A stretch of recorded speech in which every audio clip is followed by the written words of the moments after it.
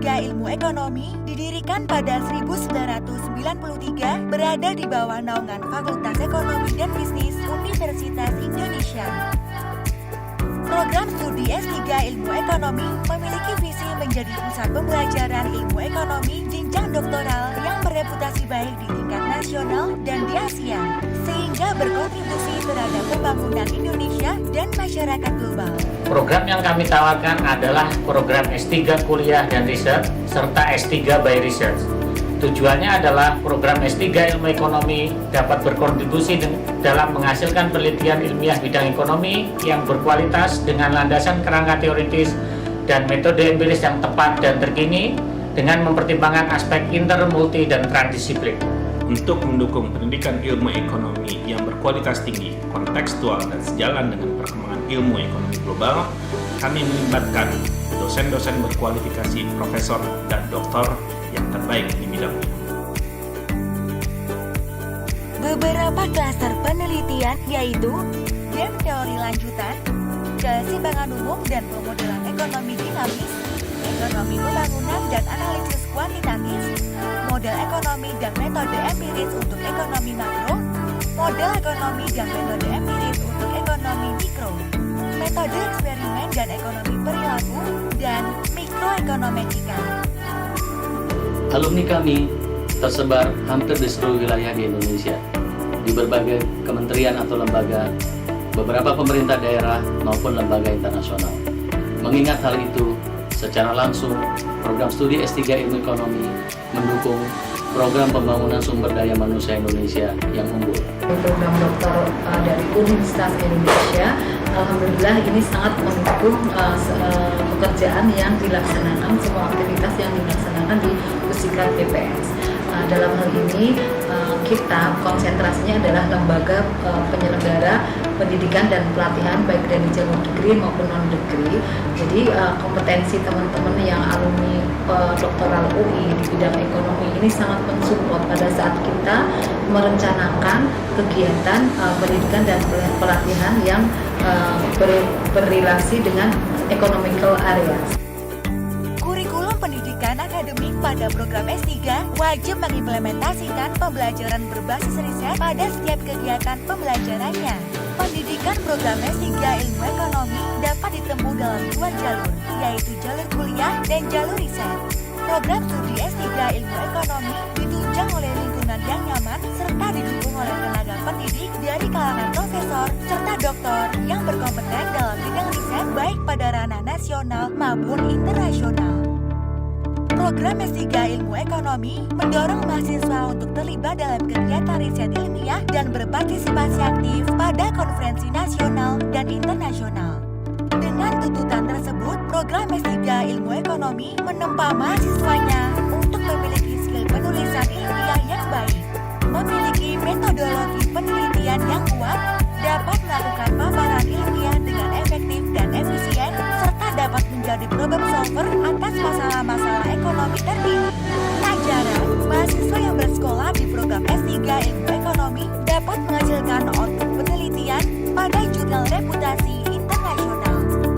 Menjadi mahasiswa program Dr. PPIP merupakan kebanggaan akademis yang luar biasa buat saya. Kami banyak dibekali keahlian riset yang tentunya harus sejalan dengan perkembangan ilmu ekonomi dunia dan tentunya dituntut untuk berkontribusi dalam diseminasi karya ilmiah. Para profesor dan dosen yang kompeten dan berpengalaman membuat tuntutan tersebut menjadi mudah dan kesempatan untuk berdiskusi dengan mereka terbuka luas kapanpun. Pengelola program pun ramah dan tanggap dalam memberikan layanan akademik, sarana dan prasarana perkuliahan juga sangat memadai. Keberadaan rekan-rekan mahasiswa yang kompak, serta atmosfer akademik yang kondusif dan kompetitif di lingkungan kampus telah memberikan motivasi dan kenyamanan tersendiri bagi saya, seorang mahasiswa, untuk senantiasa belajar, berdiskusi, berkonsultasi, berkarya lewat penelitian, serta berbagi ilmu pengetahuan dan pengalaman. ITB itu memiliki para pakar-pakar bidang ekonomis tidak hanya di nasional tapi juga di kawasan, sehingga kita bisa dapat informasi, ilmu, pencerahan tidak hanya tentang teori ilmu ekonominya sendiri, tapi juga bagaimana teori itu bertransformasi menjadi sebuah kebijakan dan kendala-kendala dihadapi para pengambil kebijakan ketika menerapkan teori itu dalam kasih buat teman-teman. Selamat menikmati dan enjoy kuliah di RMILB. Terima kasih. Assalamualaikum.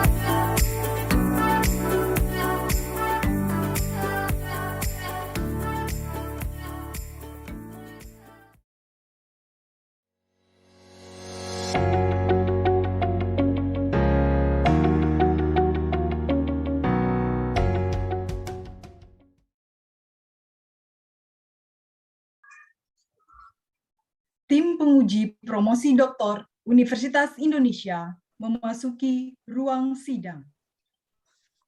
Kami persilakan Bapak dan Ibu tim penguji sidang promosi doktor untuk dapat mengaktifkan kamera dan audionya.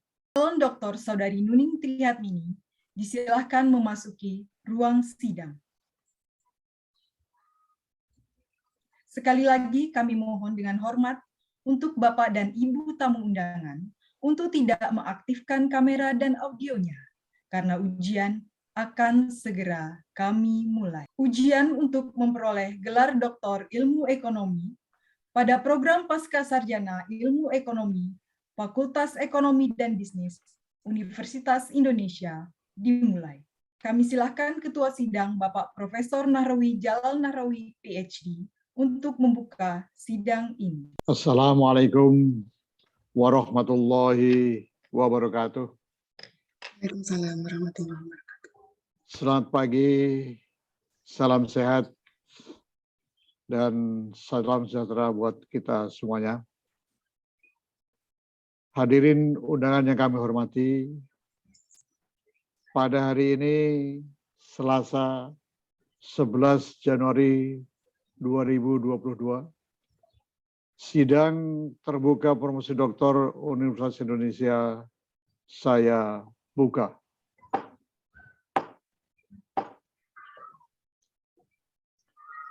Calon doktor Saudari Nuning Trihatmini,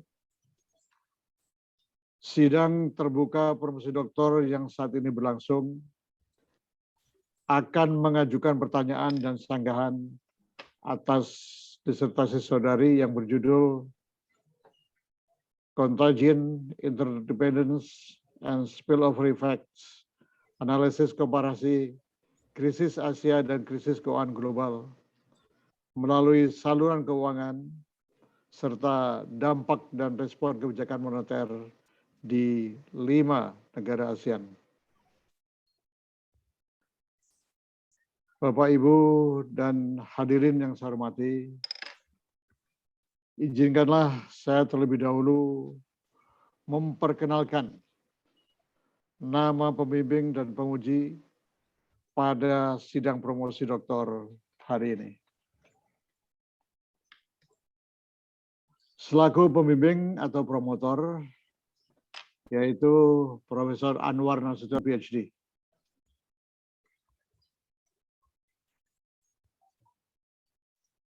Co-promotor pertama, Ibu Dr.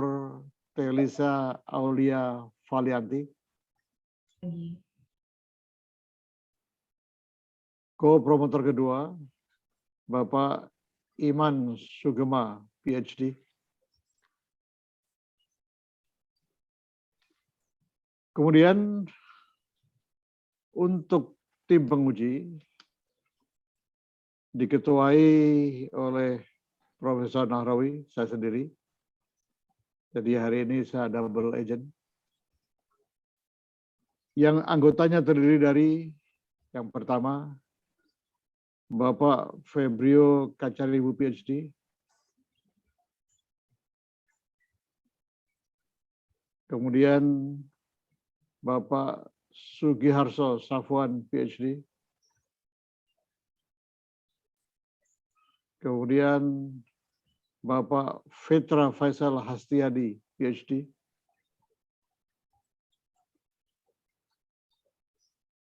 Dan Bapak Dr. Edi Priyo Pambudi. Selanjutnya saya persilakan Bapak Profesor Anwar Nasution, PhD, selaku promotor untuk memulai acara ujian. Silakan, Prof. Terima kasih. Calon Doktor Saudari Nuneng Trihatmidi, saya persilakan Anda untuk membacakan secara singkat ringkasan atau intisari dari disertasi saudara dalam jangka waktu 15 menit. Silakan.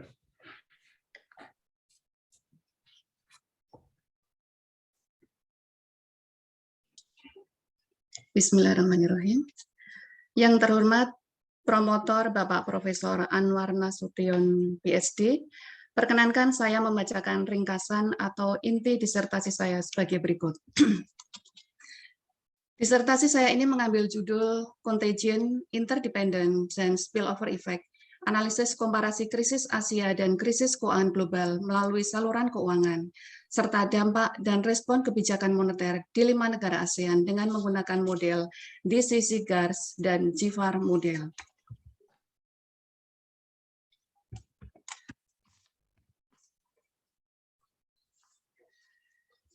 Sistematika presentasi hari ini adalah latar belakang dan motivasi penelitian, research gap dan kontribusi metode empiris, komparasi 2 krisis, analisis spillover, GIRF, respon kebijakan, kesimpulan, dan rekomendasi serta keterbatasan studi. Latar belakang penelitian. Semakin terintegrasinya perekonomian global, krisis yang terjadi pada suatu negara dengan mudah akan menyebar ke negara lain dan akan menjadi bencana keuangan global. Krisis ekonomi memiliki kecenderungan untuk terjadi secara berulang dan menular, serta memerlukan biaya penyelamatan yang sangat tinggi. Seperti terlihat pada krisis Asia, nilai tukar terdepresiasi tajam, serta pertumbuhan output atau GDP juga mengalami penurunan yang tajam. Begitu juga yang terjadi dengan krisis keuangan global. Komparasi kemovemen variabel keuangan pada krisis Asia dan krisis keuangan global penting dilakukan untuk melihat sejauh mana keeratan variabel-variabel tersebut dalam jangka panjang. Apakah memiliki pola yang sama ataukah ada perubahan pola, sehingga dapat dilakukan respon kebijakan secara tepat. Kemudian pemilihan financial channel didasari oleh pemikiran bahwa channel tersebut dapat mentransmisikan shock secara cepat. Shikimi Yamada 2016. Analisis intra-ASEAN penting dilakukan untuk menakar seberapa besar kekuatan rambatan secara regional. Dari kedua krisis juga penting menganalisis efektivitas kebijakan moneter pada 2 periode krisis. Beberapa research gap yang akan dijawab dalam penelitian ini, yang pertama, mayoritas literatur menganalisis satu krisis saja, seperti yang disampaikan oleh Mason, Dreesen-Allen, ataupun Pritzker. Kemudian ada juga krisis, peneliti yang melakukan komparasi 2 krisis, tetapi menekankan pada krisis keuangan global. Kontribusi penelitian ini adalah melakukan komparasi 2 periode krisis secara sekaligus, dengan tujuan untuk mengetahui perbedaan pola hubungan antar variabel. Yang kedua berkaitan dengan sumber syok pada krisis keuangan global. Pada umumnya syok berasal dari negara Amerika. Penelitian ini menambahkan syok yang berasal dari Uni Eropa, Jepang, dan China dengan tujuan untuk menakar seberapa besar kemungkinan 3 negara tersebut berpotensi sebagai sumber kerentanan yang baru. Ketika berkaitan dengan sampel penelitian terdahulu melakukan contingent dan interdependent itu melibatkan 2 atau 3 aset price saja. Penelitian ini melibatkan 4 aset price secara sekaligus, yaitu nilai tukar, year obligasi, stock price, serta short term fund atau money market. Kemudian kelima berkaitan dengan spillover effect. Penelitian terdahulu, syok dalam sistem persamaan itu umumnya dilakukan hanya pada satu variabel. Dalam penelitian ini, syok dilakukan terhadap 4 variabel sekaligus dengan tujuan bahwa syok dari short rate itu adalah cerminan dari monetary policy shock. Kemudian yield bond itu mencerminkan inflationary expectation, shock dari stock market itu mencerminkan dari productivity atau supply shock, kemudian exchange rate itu adalah demand shock. Kemudian research gap yang keenam adalah analisis respon kebijakan, di mana pada literatur terdahulu, pada umumnya respon kebijakan itu dilakukan dalam pendekatan agregat demand dan agregat supply. Pada penelitian ini, research gap untuk menjawab research gap itu ada analisis 2 respon kebijakan secara sekaligus, yaitu tight money policy serta monetary easing pada krisis global. Berikutnya adalah tujuan penelitian. Penelitian ini bertujuan untuk yang pertama melakukan analisis komparasi krisis Asia dengan krisis keuangan global dalam aspek terjadinya contagion ataupun interdependence, komparasi regional dan co-movement intra-ASEAN, komparasi spillover effect, dan komparasi respon kebijakan. Yang kedua, melakukan komparasi efek shock dari 4 negara maju, yaitu Amerika, Uni Eropa, Jepang, dan China pada krisis keuangan global. Yang ketiga, melakukan analisis contemporaneous effect serta analisis profil persistensi. Yang keempat, melakukan analisis generalized impulse response function untuk memetakan shock variabel apa yang menimbulkan efek paling besar, serta variabel apa yang menyerap shock paling besar. Kemudian yang terakhir adalah melakukan analisis efektivitas respon kebijakan moneter, yaitu tight money policy dan monetary policy easing. Berikutnya berkaitan dengan tinjauan teoritis dan literatur. Berkaitan dengan contagion terdapat beberapa karakteristik utama yang dapat disampaikan dari beberapa penulis, diantaranya adalah Forbes, Rigobon, Bank Dunia, Park, Gleason, yang menyatakan bahwa terdapat kenaikan cross market linkage setelah terjadinya guncangan, kemudian adanya excess correlation, serta meningkatnya degree of co-movement. Perbedaan antara contagion, interdependent, dan spillover adalah contagion terjadi apabila ada peningkatan signifikan cross market linkage setelah terjadinya guncangan. Sementara interdependent menunjukkan korelasi yang tinggi baik pada periode normal ataupun periode krisis. Spillover yang tinggi menunjukkan semakin besar proporsi volatilitas suatu aset disebabkan oleh limpahan aset yang lainnya. Ini saya skip aja. Metode penelitian. Dalam penelitian ini, analisis contagion interdependent itu menggunakan dynamic conditional correlation. Keunggulan dari model DCC adalah bahwa koefisien korelasi bersifat dinamis, tidak bias ke atas, pendapat dari Rigobon, serta bermanfaat untuk mengukur pergerakan pasar keuangan dan degree of movement. Kemudian untuk pengukuran spillover, GIRF, dan respon kebijakan itu dengan menggunakan analisis GVAR, mengadopsi dan memodifikasi model dari PSW, Pesaran, Schwerman, and Weiner, dan DDPS, Dis, Mauro, Pesaran, and Smith. Terdapat 3 elemen dasar dari global VAR, yaitu country specific model, foreign variable specific, serta variabel global. Ini saya skip. Ke analisis data. Yang pertama berkaitan dengan komparasi krisis Asia dan krisis keuangan global. Persamaan karakteristik pada krisis Asia dan krisis keuangan global adalah yang pertama, perambatan shock secara intra-asset price itu lebih besar dibandingkan dengan inter-asset price. Yang kedua, pada krisis Asia maupun krisis keuangan global terjadi common cycle, yaitu co-movement secara kuat dan penularan shock cenderung terjadi dalam potongan periode yang pendek, berulang secara random, serta berbeda-beda periode waktu untuk setiap variabel. Koefisien DCC pada keseluruhan periode krisis jauh lebih kecil dibandingkan dengan pada saat terjadinya guncangan. Hasil ini sejalan dengan Sharma and Wong Bangpo tahun 2001. Yang ketiga, penularan tidak terjadi sepanjang periode krisis, namun cenderung pada interval yang singkat. Yang keempat, terjadi interdependence pada foreign exchange market, dan pada kedua krisis itu nilai tukar mengalami depresiasi yang paling tajam. Adapun perbedaan karakteristik dari krisis Asia dan krisis keuangan global, pada krisis Asia tidak terjadi contagion intra-asset price, kemudian terjadi interdependence intra-asset price pada suku bunga jangka pendek, nilai tukar, serta indeks saham, terjadi interdependent intra-ASEAN, kemudian perambatan guncangan bersifat kontemporaneous, Kemudian secara intra-asset price, urutan variabel yang memberikan movement paling besar, yang pertama adalah suku bunga overnight, yang kedua adalah nilai tukar, yang ketiga adalah indeks saham. Suku bunga overnight menunjukkan interdependence yang paling kuat di antara intra-asset price, inter-asset price, serta intra-ASEAN. Bahkan korelasinya tetap kuat pada periode setelah krisis. Kemudian pada nilai tukar itu terjadi common trend, yaitu mengalami pergerakan searah dalam jangka panjang pada nilai tukar rupiah, ringgit, baht, dan peso. Sementara dengan nilai tukar Singapura tidak terjadi common trend. Perbedaan berikutnya untuk krisis keuangan global, terjadi contagion intra-asset price di indeks saham, suku bunga, yield, obligasi, dan paling besar secara berurutan adalah dari pasar saham, pasar valuta asing, obligasi, dan terakhir adalah pasar uang. Pada indeks saham tidak nampak dominasi Dow Jones karena FTSE, Hang Seng, itu mempunyai koefisien yang relatif sama, dan pada keseluruhan periode peran suku bunga overnight itu secara mayoritas adalah lemah. Yang kedua, pada nilai tukar terjadi asymmetric interdependence, di mana sebelum global financial crisis terjadi interdependent negatif, mengalami apresiasi, dan pada saat krisis keuangan global terjadi interdependent positif, mengalami depresiasi. Interdependent positif lebih besar, dan temuan ini sejalan dengan Gonzalez Espinosa 2019.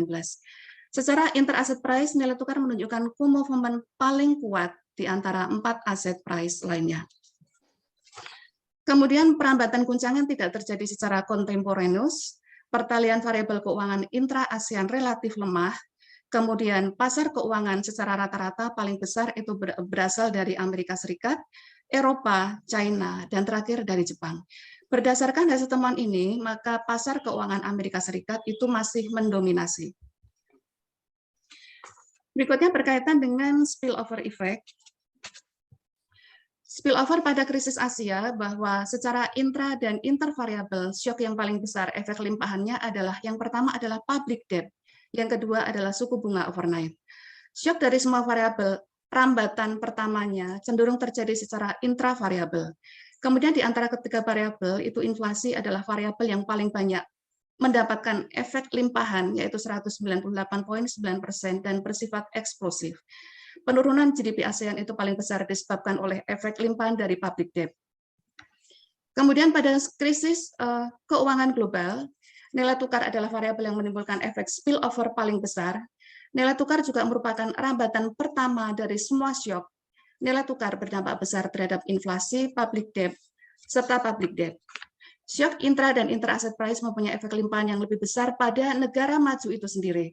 Efek terhadap ASEAN adalah 20,15% dari total efek. Urutan negara yang paling besar memberikan efek spillover adalah yang pertama Amerika Serikat, yang kedua China, yang ketiga Jepang, yang keempat adalah Eropa.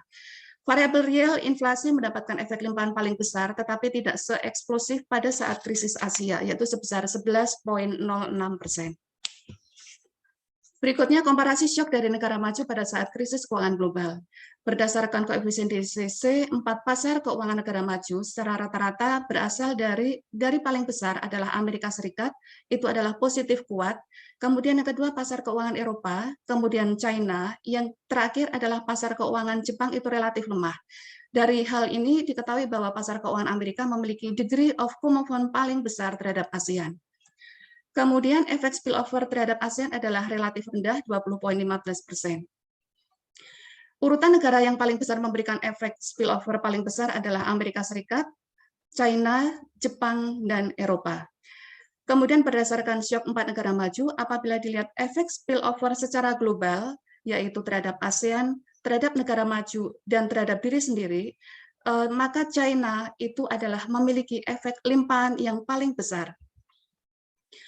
Berikut ini adalah ilustrasi komparasi efek terhadap negara maju dan terhadap negara ASEAN bahwa dari nilai tukar, obligasi, indeks saham, dan suku bunga itu secara mayoritas itu efek limpahannya kembali lagi kepada negara maju. Sementara untuk ASEAN tadi itu sekitar 20,15%. Berkaitan dengan metode penelitian. Berkaitan dengan DCC GARS, dapat disimpulkan bahwa pengaplikasian DCC GARS itu dapat menangkap terjadinya common cycle, yaitu ada movement secara kuat, penularan shock cenderung terjadi dalam potongan-potongan periode yang pendek, berulang secara random, kemudian berbeda-beda periode waktunya untuk setiap variabel. Hal ini tidak dapat di-capture apabila menggunakan metode korelasi konvensional. Kemudian terhadap nilai tukar terjadi common trend, yaitu pergerakan searah dalam jangka panjang. Berkaitan dengan metode GIFAR, terdapat perubahan contemporaneous effect dari krisis Asia ke krisis keuangan global, di mana terdapat kenaikan elasticity impact yang luar biasa besar terhadap nilai tukar, inflasi, dan indeks saham. Kemudian Indonesia memiliki elasticity impact yang paling besar, di mana hal tersebut itu mengkonfirmasikan besarnya pengaruh eksternal shock terhadap perekonomian Indonesia, sehingga Indonesia adalah paling rentan di antara 5 negara ASEAN. Berdasarkan profil persistensi krisis Asia, tidak ada satupun variabel dalam GIFAR itu akan kembali pada keseimbangan awal. Namun pada krisis keuangan global, dampak guncangan tidak persisten, sehingga hampir semua variabel kembali lagi pada equilibrium jangka panjang, kecuali Filipina. Malaysia adalah negara ASEAN yang paling cepat kembali ke equilibrium. Berikut ini adalah ilustrasi dari persistensi dampak shock, yang panel sebelah kiri adalah profil pada krisis Asia, di mana pergerakan variabelnya bersifat eksplosif, tidak ada yang satu pun kembali ke equilibrium. Sementara pada krisis keuangan global, itu semua variabel konvergen pada keseimbangan awal. Berkaitan dengan generalized impulse response function, dapat disampaikan bahwa pada krisis Asia, variabel yang shock-nya paling besar adalah suku bunga overnight dan nilai tukar. Kemudian variabel yang paling besar menyerap shock adalah suku bunga overnight juga dan nilai tukar. Sementara pada krisis keuangan global, variabel yang shock-nya paling besar adalah nilai tukar, sementara variabel yang paling besar menyerap shock adalah indeks saham. Variabel yang memberikan dampak paling buruk terhadap GDP adalah suku bunga overnight pada krisis Asia dan suku bunga... Presentasi sudah 15 menit, langsung disimpulkan. Baik.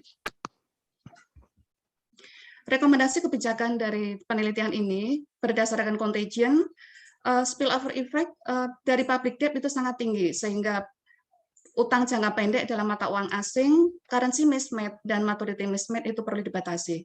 Terjadinya contagion pada krisis keuangan global itu terdapat argumen yang kuat untuk melakukan koordinasi kebijakan.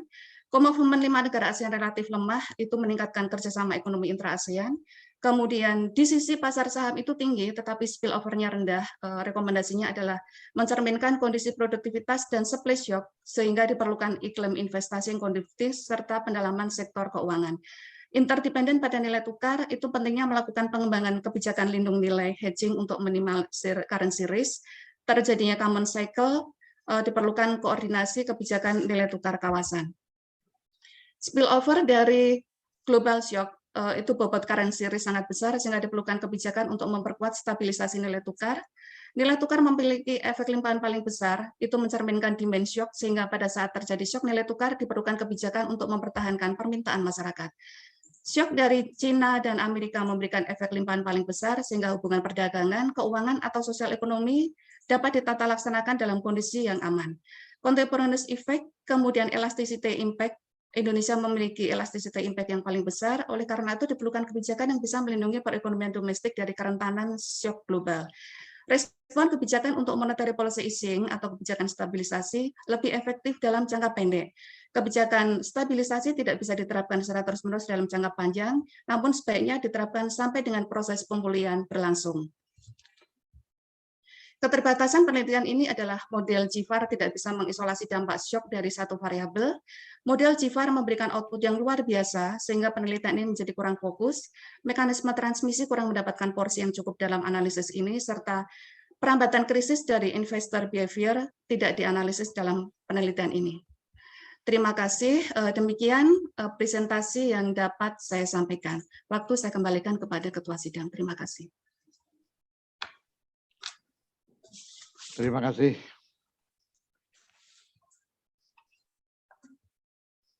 Calon Doktor Saudari Nuning Trihatmini. Acara sidang ini kami lanjutkan dengan pertanyaan atau sanggahan dari para penguji.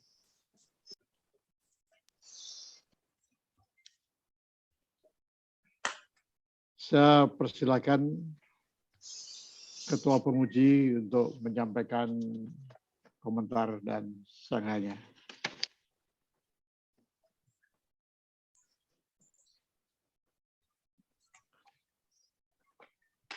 Saudari Promovenda, terlebih dahulu saya ingin mengucapkan selamat kepada saudari atas kerja kerasnya dan keuletannya sehingga acara ujian promosi disertasi saudari akhirnya bisa dilaksanakan di pagi hari ini. Saudara Nuring, terus terang saja penelitian saudari ini sangat menggelitik. Dan pagi ini saya tergelitik untuk memberi komentar dan mengajukan pertanyaan. Penelitian ini juga sangat menarik. Saudari mencoba menganalisis keterkaitan perambatan dan limpahan dari krisis Asia maupun krisis keuangan global. Berkaitan dengan ini, saya ada dua pertanyaan yang sangat sederhana. Yang pertama berkaitan dengan temuan disertasi saudari. Sedangkan pertanyaan kedua sifatnya sangat umum. Pertanyaan saya yang pertama, ada temuan yang menarik dari penelitian ini yang menurut saya perlu diklarifikasi lebih lanjut. Pada penelitian ini, saudari menyimpulkan bahwa adanya interdependensi pada indeks pasar saham di 5 negara ASEAN pada saat terjadi krisis Asia. Dapatkah saudari mengklarifikasi sekali lagi hasil penelitian saudari ini? Terutama perlu disampaikan lagi, pasar mana yang paling vulnerable dan pasar mana yang paling resilient. Itu pertanyaan yang pertama. Pertanyaan yang kedua, bisakah saudari menggarisbawahi sekali lagi apa novelty, yaitu kebaruan dari penelitian ini yang belum ada pada penelitian sebelumnya.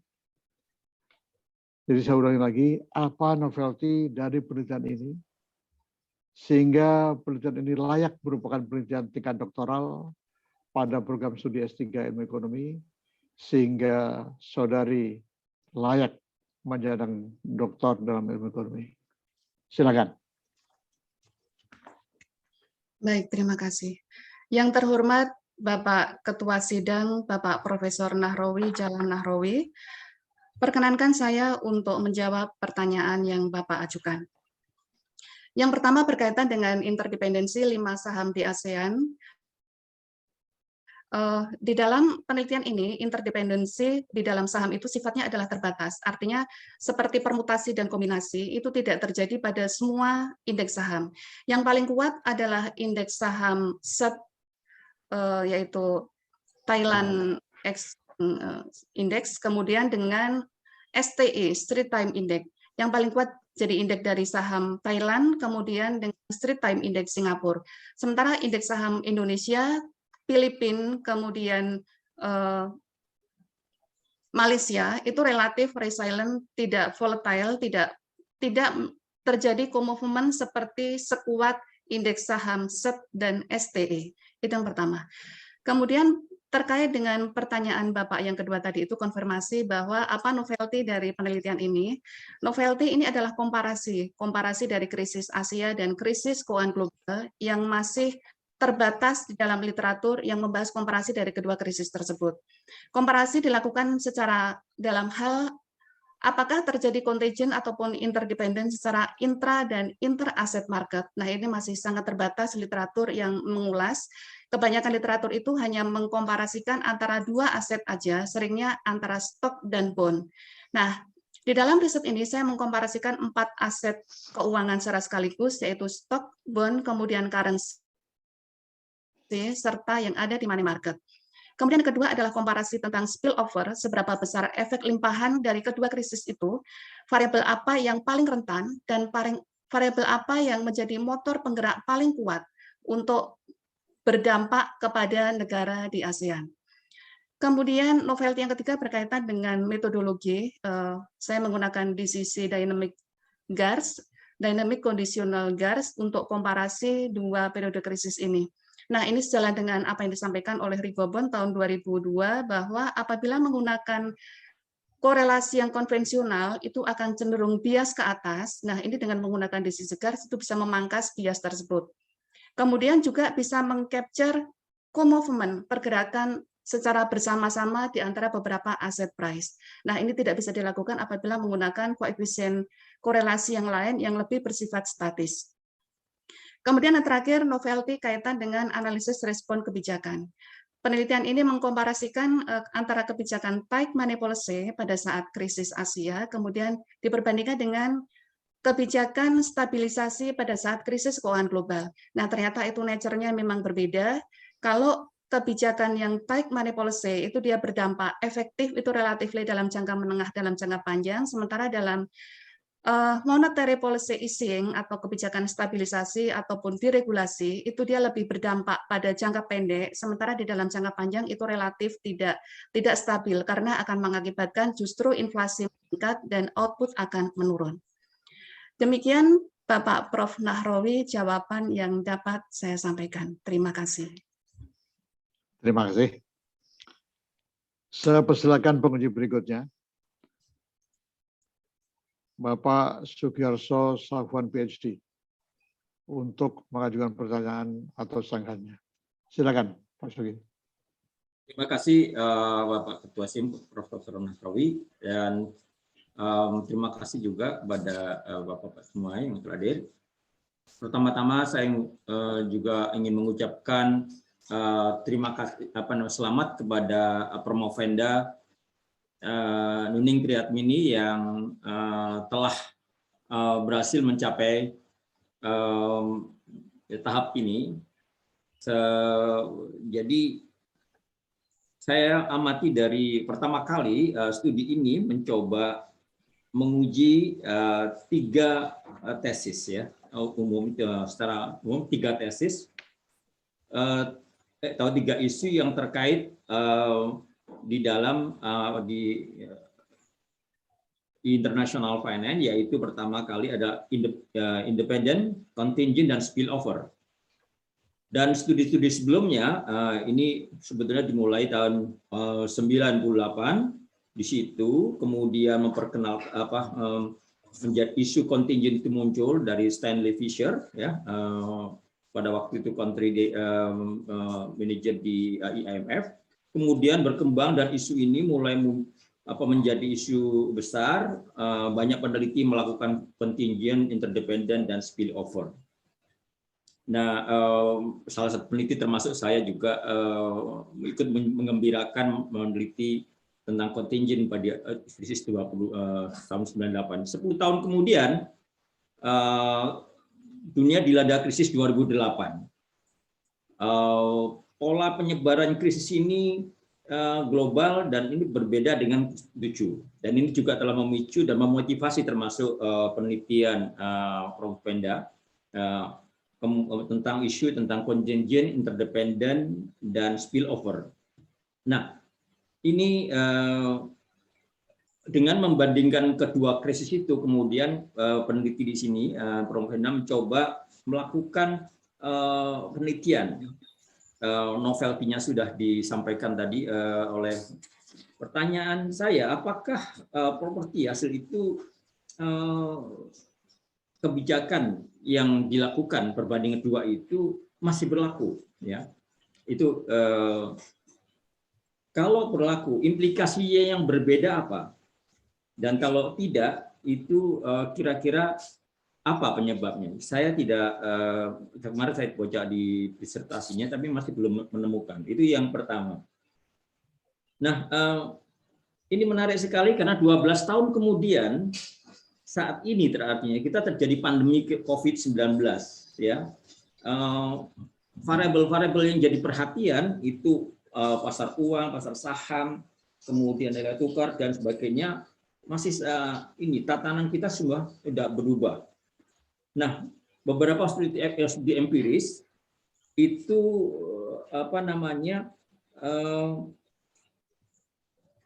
nilai stock market juga hampir sama, memiliki pergerakan yang sama dan sebagainya. Dengan pengalaman meneliti dua krisis itu, saya ingin meminta pendapat kepada Prof. Movenda, apakah ini mana yang bisa apakah ini karena independen, contingent, dan spillover, mengingat karakteristik yang berbeda. Mengingat ini, dan kita lihat isunya agak berbeda juga. Mana yang lebih dinamis? Ada di sini kita ada liquidity, dampaknya pada likuiditas. Kemudian kredit mengering, sektor real, ada fenomena kredit crunch, decoupling, dan jadi ini saya ingin mendengar penelitian ini kan sudah 7 tahun, 13 semester kalau saya pasti mempunyai pengalaman dan intuisi yang baik untuk memberikan masukan kepada keadaan krisis yang saat ini. Itu mungkin pertanyaan kedua. Silakan. Saya kembalikan kepada Profesor Nakrawi sebagai ketua sidang. Terima kasih Pak Suki atas pertanyaan yang Bapak sampaikan. Yang terhormat Bapak Suki, perkenankanlah saya untuk menjawab pertanyaan yang Bapak sampaikan. Pertama terkait dengan kebijakan pada kedua krisis. Pada saat krisis Asia, itu respon kebijakan dari Bank Sentral di 5 negara ASEAN itu adalah hampir sama, yaitu tight money policy, pengetatan moneter yang ditandai dengan kenaikan suku bunga yang sangat tinggi, kemudian pengetatan likuiditas, karena pada saat itu likuiditas itu kondisinya adalah sangat kering. Nah, kemudian pada saat krisis keuangan global, itu respon kebijakan yang dilakukan oleh Bank Sentral adalah monetary policy easing atau kebijakan stabilisasi. Nah, ini adalah dua nature yang berbeda. Satunya itu bersifat kontraktif, yaitu pada saat krisis Asia. Yang kedua itu adalah kebijakan yang bersifat ekspansif, itu pada saat krisis keuangan global. Nah, kemudian pada saat pandemi COVID ini, ada kemiripan kebijakan seperti yang terjadi pada krisis keuangan global, yaitu seperti quantitative easing ataupun pelonggaran moneter. Berkaitan dengan pertanyaan Bapak tadi itu, apakah masih relevan kebijakan-kebijakan tersebut pada masa sekarang? Untuk kebijakan tight money policy saat ini tidak relevan karena itu adalah pengetatan moneter, pengetatan likuiditas, dan bersifat kontraktif. Sementara kebijakan yang relevan saat ini sesuai dengan pandemi COVID itu adalah quantitative easing, atau di dalam, kalau merefer ke dalam literatur untuk ASEAN itu adalah monetary policy easing ataupun kebijakan stabilisasi. Seperti yang terjadi pada saat pandemi COVID ini, Bank Sentral melakukan pelonggaran moneter, kemudian mengguyur perekonomian dengan likuiditas, kemudian itu sejalan dengan perekonomian global juga melakukan quantitative easing, kemudian banyak stimulus moneter, stimulus fiskal, kemudian kebijakan lain yang sifatnya itu adalah memperbesar likuiditas di dalam perekonomian, kemudian untuk menaikkan daya beli masyarakat, kemudian agar penurunan aktivitas ekonomi itu tidak semakin jauh menurun menuju ke dalam depresi yang lebih besar. Sehingga untuk template seperti kebijakan quantitative easing ataupun kebijakan stabilisasi, template yang dilakukan pada tahun 2008 itu masih relevan dan diaplikasikan pada kondisi pandemi COVID saat ini. Kemudian terkait dengan pertanyaan yang kedua, berkaitan dengan contagion, interdependence, ataupun spillover, dinamikanya bagaimana antara krisis Asia dengan krisis keuangan global. Pada saat krisis Asia, itu kecenderungan variabel-variabel keuangan di ASEAN itu bersifat interdependence, artinya dari tahun 95 sampai dengan tahun 97, bahkan sampai dengan setelah krisis berakhir, itu korelasinya, movement-nya itu sangat tinggi. Degree of movement-nya itu antara 0,89 sampai 0,98, itu sangat tinggi, kuat, dan searah gitu. Itu bisa dipahami karena karakteristik perekonomian ASEAN pada saat tahun krisis Asia itu relatif sama, di mana masing-masing negara itu menanggung public debt yang relatif besar, kemudian sektor keuangan itu juga belum begitu maju, sehingga apa yang terjadi di satu negara, neighborhood contagion itu sangat kuat. Movement intra-ASEAN juga sangat kuat. Contagion ataupun interdependent, lebih bersifat interdependence, karena movement sebelum krisis itu berlanjut pada saat krisis dan berlanjut lagi periode setelah krisis. Itu mengindikasikan adanya interdependence di antara ASEAN itu pada saat krisis Asia. Nah, kemudian pada saat krisis keuangan global itu dinamika kekuatan hubungan ASEAN itu melemah yang ditandai dengan tidak terjadi interdependent intra-ASEAN. Hubungan pasar keuangan Asia itu relatif lemah pada saat krisis keuangan global. Nah, kemudian ada satu yang sama, bahwa nilai tukar itu terjadi common cycle sampai dengan sekarang. Common cycle itu artinya ada pergerakan dalam jangka panjang, baik itu dari krisis Asia, kemudian after krisis, sebelum krisis keuangan global sampai dengan sekarang itu menunjukkan terjadinya common cycle. Artinya ada pergerakan searah di intra-ASEAN secara regional, kecuali dengan Singapura dolar. Singapura dolar itu dia relatif paling kuat, mata uang paling kuat di 5 negara ASEAN. Selebihnya itu ada pergerakan yang bersama khusus untuk nilai tukar, sementara untuk variabel lain itu relatif lemah. Kemudian tadi berkaitan dengan dinamika antar variabel. Untuk after krisis keuangan global itu terjadi relasi yang kuat antara nilai tukar dengan indeks saham. Syok nilai tukar itu paling besar diserap oleh indeks saham. Begitu juga volatilitas indeks saham itu paling kuat diserap oleh nilai tukar. Tetapi syok dari nilai tukar itu lebih berdampak dalam jangka panjang dan dia lebih persisten dibandingkan dengan syok dari indeks saham, yaitu bersifat temporer. Lebih jangka waktunya itu pendek-pendek, 7 hari, kemudian dia melemah lagi, kemudian ada 5 hari melemah lagi. Tetapi impact dari nilai tukar itu dia lebih persisten dalam jangka panjang. Nah, kemudian yang relatif masih lemah itu adalah bond yield obligasi. Yield obligasi itu mencerminkan inflasionary dalam jangka panjang, ekspektasi inflasi dalam jangka panjang. Nah, di dalam 5 negara ASEAN itu relatif sama untuk kerangka kerja kebijakan moneternya, inflation targeting, kecuali Singapura adalah monetary exchange rate arrangement gitu. Sehingga dari inflation targeting itu terdapat kesamaan nature dari 5 negara ASEAN itu untuk variabel manajemen variabel keuangannya. Begitu Bapak Sugiarso Safwan PhD, jawaban yang dapat saya sampaikan. Terima kasih. Pak Sugiarso, apakah Bu Nuning sudah bisa memuaskan Pak Sugi? Maksudnya jawaban Bu Nuning sudah bisa memuaskan pertanyaan Pak Sugi? Yang tinggal sedikit aja Pak, saya PPT-nya nggak ada kesimpulannya, memang temuan itu masih kesimpulan apa bukan? Saya cuma kurius saja. Mungkin barangkali 1-2 kalimat kesimpulannya apa gitu ya kira-kira. Oke, baik. Yang terhormat Bapak Sugi, perkenankanlah saya untuk menjawab konfirmasi dari Bapak tadi. Memang ini tidak ada kesimpulan karena apa yang saya sampaikan dari analisis itu sudah merupakan intisari, tetapi kalaupun harus menyampaikan kesimpulan, itu memang terdapat perbedaan karakteristik dari krisis Asia dibandingkan dengan krisis keuangan global. Pada saat krisis Asia itu komitmennya itu kuat, sementara pada saat setelah krisis keuangan global itu relasi intra-ASEAN itu adalah relatif lemah. Kemudian terkait dengan contagion ataupun interdependence, pada saat krisis Asia itu lebih bersifat interdependence, sementara pada saat krisis keuangan global itu lebih bersifat ke contagion. Kemudian ketiga berkaitan dengan respon kebijakan moneter, bahwa efektivitas kebijakan moneter itu adalah sangat berbeda nature-nya antara tight money policy dibandingkan dengan kebijakan quantitative easing ataupun monetary policy stability. Begitu Pak Sugi yang dapat saya sampaikan. Terima kasih. Baik. Saya persilakan penguji berikutnya. Bapak Fitra Faisal Hasyadi PhD untuk mengajukan pertanyaan atau silakan. Silakan Pak Fitra. Baik, terima kasih Prof. Nahrawi. Prof. Anwar, dan juga Bapak Ibu sekalian.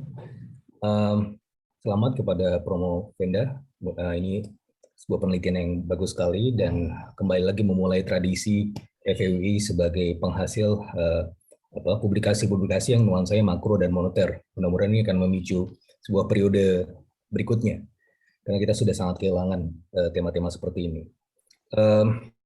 Dari sisi konteks dan relevansi ini sangat relevan, karena kalau kita bicara mengenai perkembangan teori dari Krugman dan Ostfeld, sudah mengkategorikan beberapa periode krisis, first generation crisis model, second generation, dan third generation crisis model. Ya, dari konteks dari first generation, bagaimana persistensi kebijakan fiskal yang kemudian mendrive out defisit dan kemudian menciptakan krisis.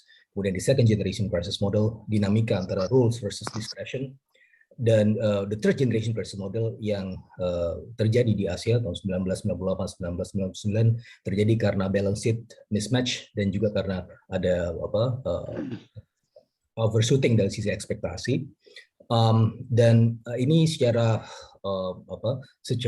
perkembangan keilmuan melengkapi ya periodisasi tersebut, karena dari setiap periode krisis ceritanya pun berbeda-beda, dan Krugman dan Ostfeld hanya berhenti di third generation crisis model. Dan ini sangat baik untuk kemudian menangkap episode-episode krisis selanjutnya. Apakah ini merupakan aberration, sebuah peristiwa yang mencuat sendirian tanpa ada preconditions-nya, atau jurisprudence yang mana krisis ini bisa dipelajari dan bisa ketahuan polanya, dan oleh karenanya sumbangannya sangat signifikan. Nah, tapi yang mungkin bisa kemudian dikelola lebih baik lagi narasinya adalah dalam konteks periodisasi krisis itu ada karakter idiosinkratik dari yang terkait dengan heterogeneous domestic policy. Memang di sini sudah ditangkap dalam konteks heterogeneous domestic policy itu apakah itu countercyclical, procyclical, tight monetary policy dan seterusnya. Tetapi ini kurang mendapatkan harkat dan martabat yang seharusnya gitu dalam disertasi ini. Seharusnya bisa diceritakan lebih banyak lagi dalam konteks kebijakan, bagaimana itu juga berpengaruh terhadap peristiwa-peristiwa krisis, entah itu sebelumnya maupun sesudahnya. Dan kemudian saya juga tadi menangkap di slide 3 itu sepertinya agak melompat ya, karena di sini diceritakan, kalau saya bacakan secara letterloh ini di sini dituliskan oleh Bu Nuning. Sebentar, saya akan ke slide 3 tentang countercyclical policy. Di situ disebutkan bahwa analisis respon kebijakan perlu dilakukan untuk melihat efektivitasnya sebagai countercyclical. Nah, ini terlalu saya kira menjadi semacam melompat begitu ya, karena kalau kita bicara mengenai kebijakan, dia kan bisa dalam konteks countercyclical maupun procyclical, dan masing-masing punya landasan teoritis dan empirisnya gitu kan, tidak ada yang 100% benar, tidak ada yang 100% salah. Dalam konteks ini sedikit agak melompat gitu ya, dan mengatribusikan kebijakan ini sebagai countercyclical policy saja. Nah, itu mungkin perlu diperhatikan. Kemudian dalam konteks penularan, daya tular dan seterusnya, saya rasa ini sudah relevan, sudah sangat terkait dengan temuan-temuan sebelumnya. Kami pernah melakukan Forbes and Rigoban test dari krisis Latin current exchange rate crisis di Latin America, dan serupa dengan temuan dari Bu Nuning ini, bahwa memang dalam konteks itu contagious effect-nya mungkin agak minimal. Nah, ini mungkin merupakan suatu karakter idiosinkratik dari Indonesia yang punya karakter decoupling terhadap sektor finansial dengan sektor realnya, yang menjadi blessing in disguise to some extent. Tapi di sisi yang lain, hope movement itu tetap ada, persisting dan cukup persisten, dan ini juga ditemukan di secara detail di disertasi ini. Saya rasa itu juga perlu mendapatkan novelty novelty cukup tinggi di sini dalam konteks itu. Dan yang terakhir dari saya adalah terkait dengan nilai tukar. Nilai tukar ini bisa menjalar dari dua hal, atau bisa melonjak atau terpuruk karena dua hal. Yang pertama adalah jalur ekspektasi, yang kedua adalah jalur fondasi ekonomi. Dan untuk Indonesia, belajar dari Forbes and Rigoban test bahwa yang sangat menentukan adalah lebih ke fondasi strukturalnya, ya, fondasi ekonominya ketimbang dari efek ekspektasinya. Jadi kalau kita di weight itu lebih berat dari faktor fondasi ekonomi. Itu bisa kutip penelitian kami real exchange rate, trade balance and deindustrialization in Indonesia, terbitan Pak Griffith Macmillan beberapa tahun yang lalu. Nah ini bisa menjadi atau memperkaya referensi bagi Bu Nuning. Itu saja dari saya, terima kasih. Terima kasih Bapak Fitra Faisal Hestiadi atas pertanyaannya. Yang terhormat Bapak Fitra, perkenankanlah saya untuk menjawab pertanyaan yang Bapak ajukan. Terdapat 3 poin yang tadi Bapak sampaikan. Yang pertama terkait dengan periodisasi krisis, baik itu krisis Asia ataupun krisis keuangan global, kemudian idiosyncratic crisis, kemudian kaitannya dengan domestic policy yang kurang mendapatkan porsi yang besar di dalam penelitian ini. Memang sudah saya sampaikan di keterbatasan penelitian bahwa penelitian ini terlalu luas sehingga tidak fokus kepada 1 atau 2 analisis. Sehingga untuk domestic policy itu masuk ke dalam respon kebijakan yang itu merupakan bagian sekitar 20% dari penelitian ini, sehingga tidak bisa fokus ke dalam domestic policy, tetapi itu terkait dengan respon kebijakan. Kemudian tadi terkait dengan respon kebijakan yang Bapak sampaikan melompat sebagai counter cyclical atau sebagai pro cyclical. Dalam konteks penelitian saya ini, mohon maaf kalau saya salah ya, itu pada saat krisis Asia itu perekonomian menurun, begitu juga krisis keuangan global. Nah, dari berbagai literatur itu memang menyatakan bahwa kebijakan dari pemerintah dan bank sentral itu lebih ke counter cyclical gitu. Walaupun pada saat recovery itu ada kebijakan yang pro cyclical. Nah, ini memang saya mengakui ini kurang saya explore di dalam penelitian saya. Semoga nanti ke depannya saya bisa mengakomodir pendapat dari Bapak Fitra. Kemudian yang ketiga terkait dengan nilai tukar dari 2 hal, ekspektasi kemudian fondasi struktural. Terdapat literatur yang menyatakan bahwa karakteristik ASEAN itu terhadap nilai tukar itu berbeda. Kalau Indonesia dan Filipina itu relatif karena faktor fundamental. Misalkan karena ada pabrik Indonesia, Filipina sama Thailand itu adalah faktor fundamental. Sementara seperti Malaysia, kemudian Singapura itu adalah faktor ekspektasi. Nah, terkait dengan faktor fundamental seperti Filipina itu adalah banking krisisnya itu adalah sangat parah pada saat krisis Asia, begitu juga dengan Indonesia. Kemudian Thailand dan Indonesia itu memiliki kemiripan fundamental, di mana utang luar negeri itu adalah sangat besar dalam mata uang asing dan itu adalah short term.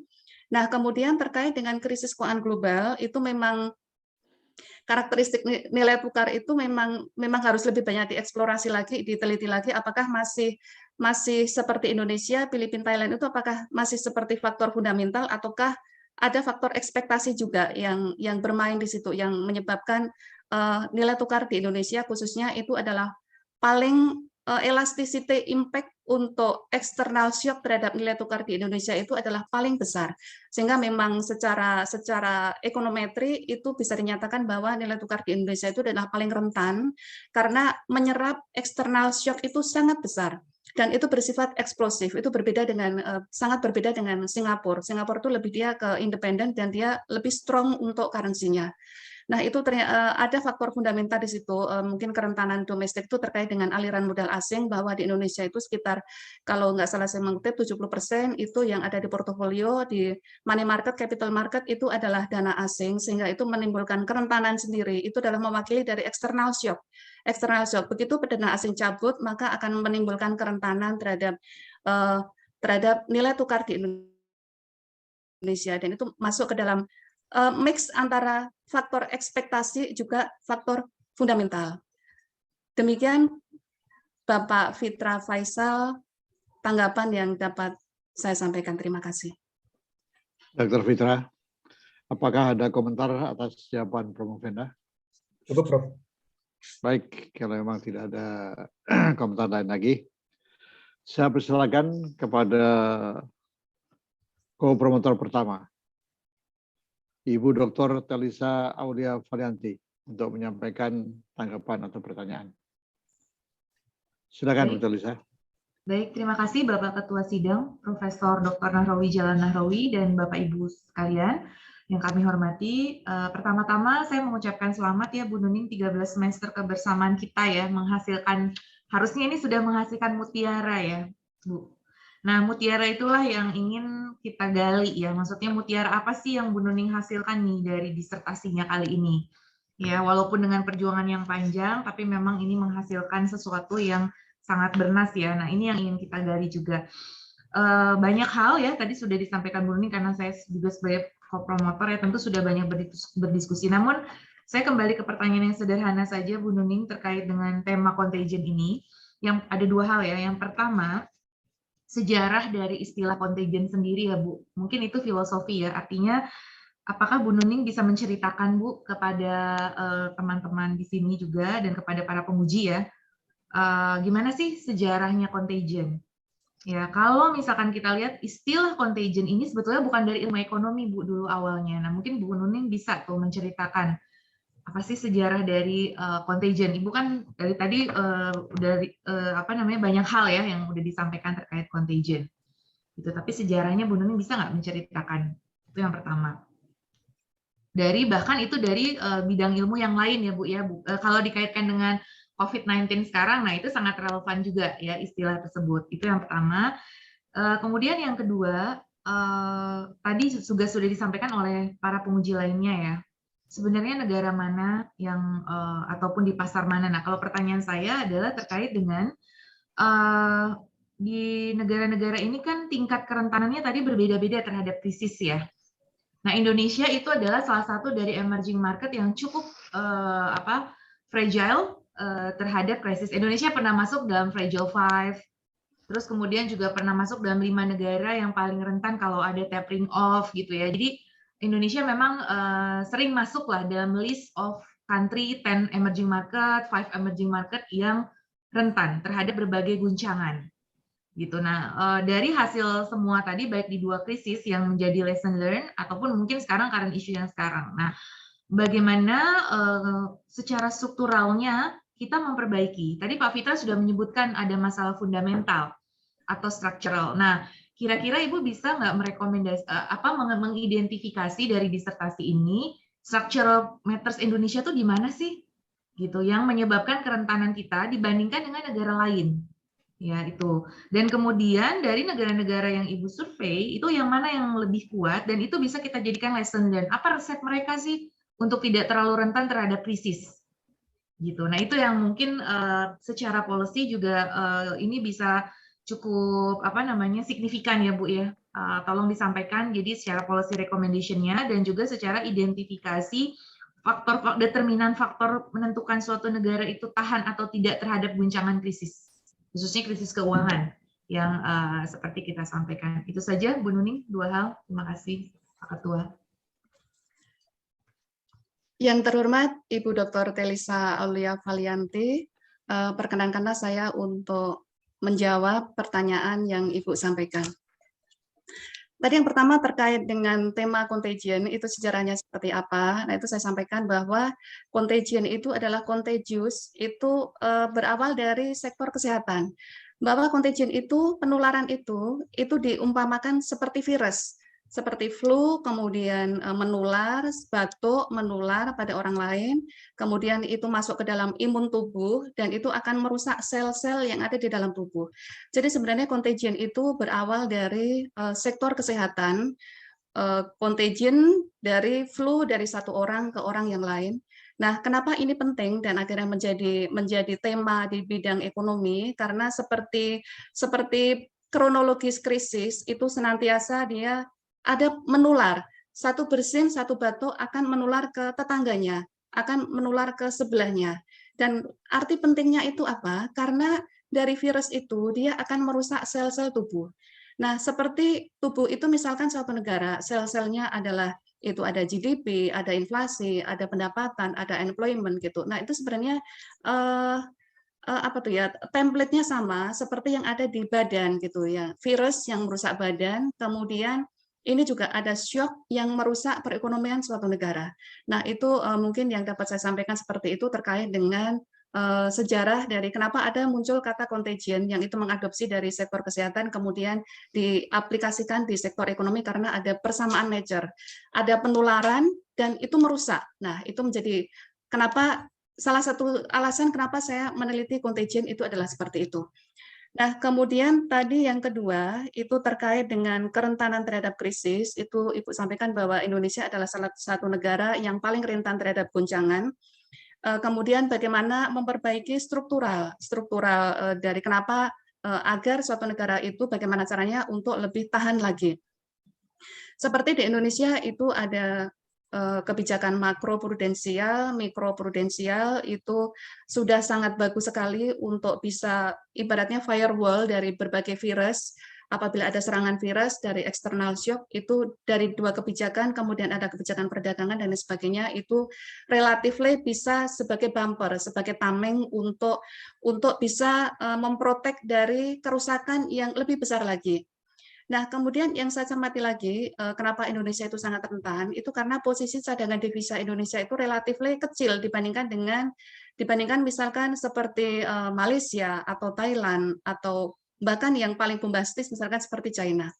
Indonesia itu cadangan devisanya relatif sangat kecil, mungkin untuk bisa survive itu tidak bisa sampai dalam jangka menengah dan jangka panjang, tapi hanya cukup untuk jangka pendek gitu. Nah, itu menimbulkan kerentanan tersendiri apabila terjadi external shock. Nah, kemudian faktor fundamental yang menjadikan Indonesia itu adalah rentan, itu adalah Indonesia itu sangat tergantung kepada capital flow. Jadi foreign capital flow, aliran modal asing. Seperti yang masuk di dalam portofolio, di pasar saham, kemudian di capital market, itu sebagian besar adalah investor asing gitu. Nah, kalaupun di dalam seperti di makro saving sama dengan investment atau investment sama dengan saving dan net capital outflow, nah itu ketidakbalance-nya itu adalah sangat besar. NCO, net capital outflow, kita itu sangat bergantung di situ. Saving domestik itu tidak bisa mencukupi untuk bagaimana kita membayar infrastruktur dan lain sebagainya, sehingga kita masih mengharapkan dari capital flow, foreign capital flow. Nah, itu menimbulkan kerentanan tersendiri karena 70% kita itu bergantung kepada dana asing. Itu adalah external shock atau sumber kerentanan juga yang virus yang bisa merusak sel-sel perekonomian Indonesia gitu. Kemudian tadi misalkan ada negara lain yang lebih kuat. Ini saya bisa mencontohkan Malaysia. Malaysia itu perekonomiannya strukturnya lebih independen, tidak seperti maksudnya bukan yang menjelekkan Indonesia, tetapi dia itu lebih kuat karena ekspornya relatif kuat. Cadangan devisa Malaysia itu relatif lebih bagus dibandingkan dengan Indonesia. Sehingga pada saat krisis keuangan global, kalau nggak salah Malaysia itu berani currency board system menjangkarkan mata uangnya terhadap dolar. Kalau nggak salah waktu itu satu US dollarnya itu setara dengan 3,8 ringgit Malaysia. Nah, itu kenapa berani seperti itu? Karena dia memiliki cadangan devisa yang bagus. Perdagangan Malaysia, ekspor Malaysia itu relatif lebih bagus dibandingkan dengan Indonesia. Nah, jaga pasien 2011. Lanjutkan. Demikian yang dapat saya sampaikan kepada Ibu Telisa. Terima kasih. Terima kasih. Dr. Telisa, apakah ada komentar atas jawaban dari Prof. Mufinda? Ya, sudah cukup puas, Prof. Hanya tadi menambahkan informasi bahwa ternyata antara ekonomi dengan kesehatan itu dalam sejarahnya ada keterkaitan ya, tadi seperti yang disampaikan oleh Bu Nuning. Itu saja. Terima kasih, Prof. Terima kasih. Saya persilakan co-promotor kedua, Bapak Iman Sugiwa PhD, untuk menyampaikan tanggapan atau pertanyaan. Terima kasih Prof. Nahrawi. Pertama saya ingin mengucapkan apresiasi, penghargaan ya tentang pentingnya penelitian ini, dan kami ucapkan selamat kepada Bu Nuning sudah bisa menyelesaikan disertasinya.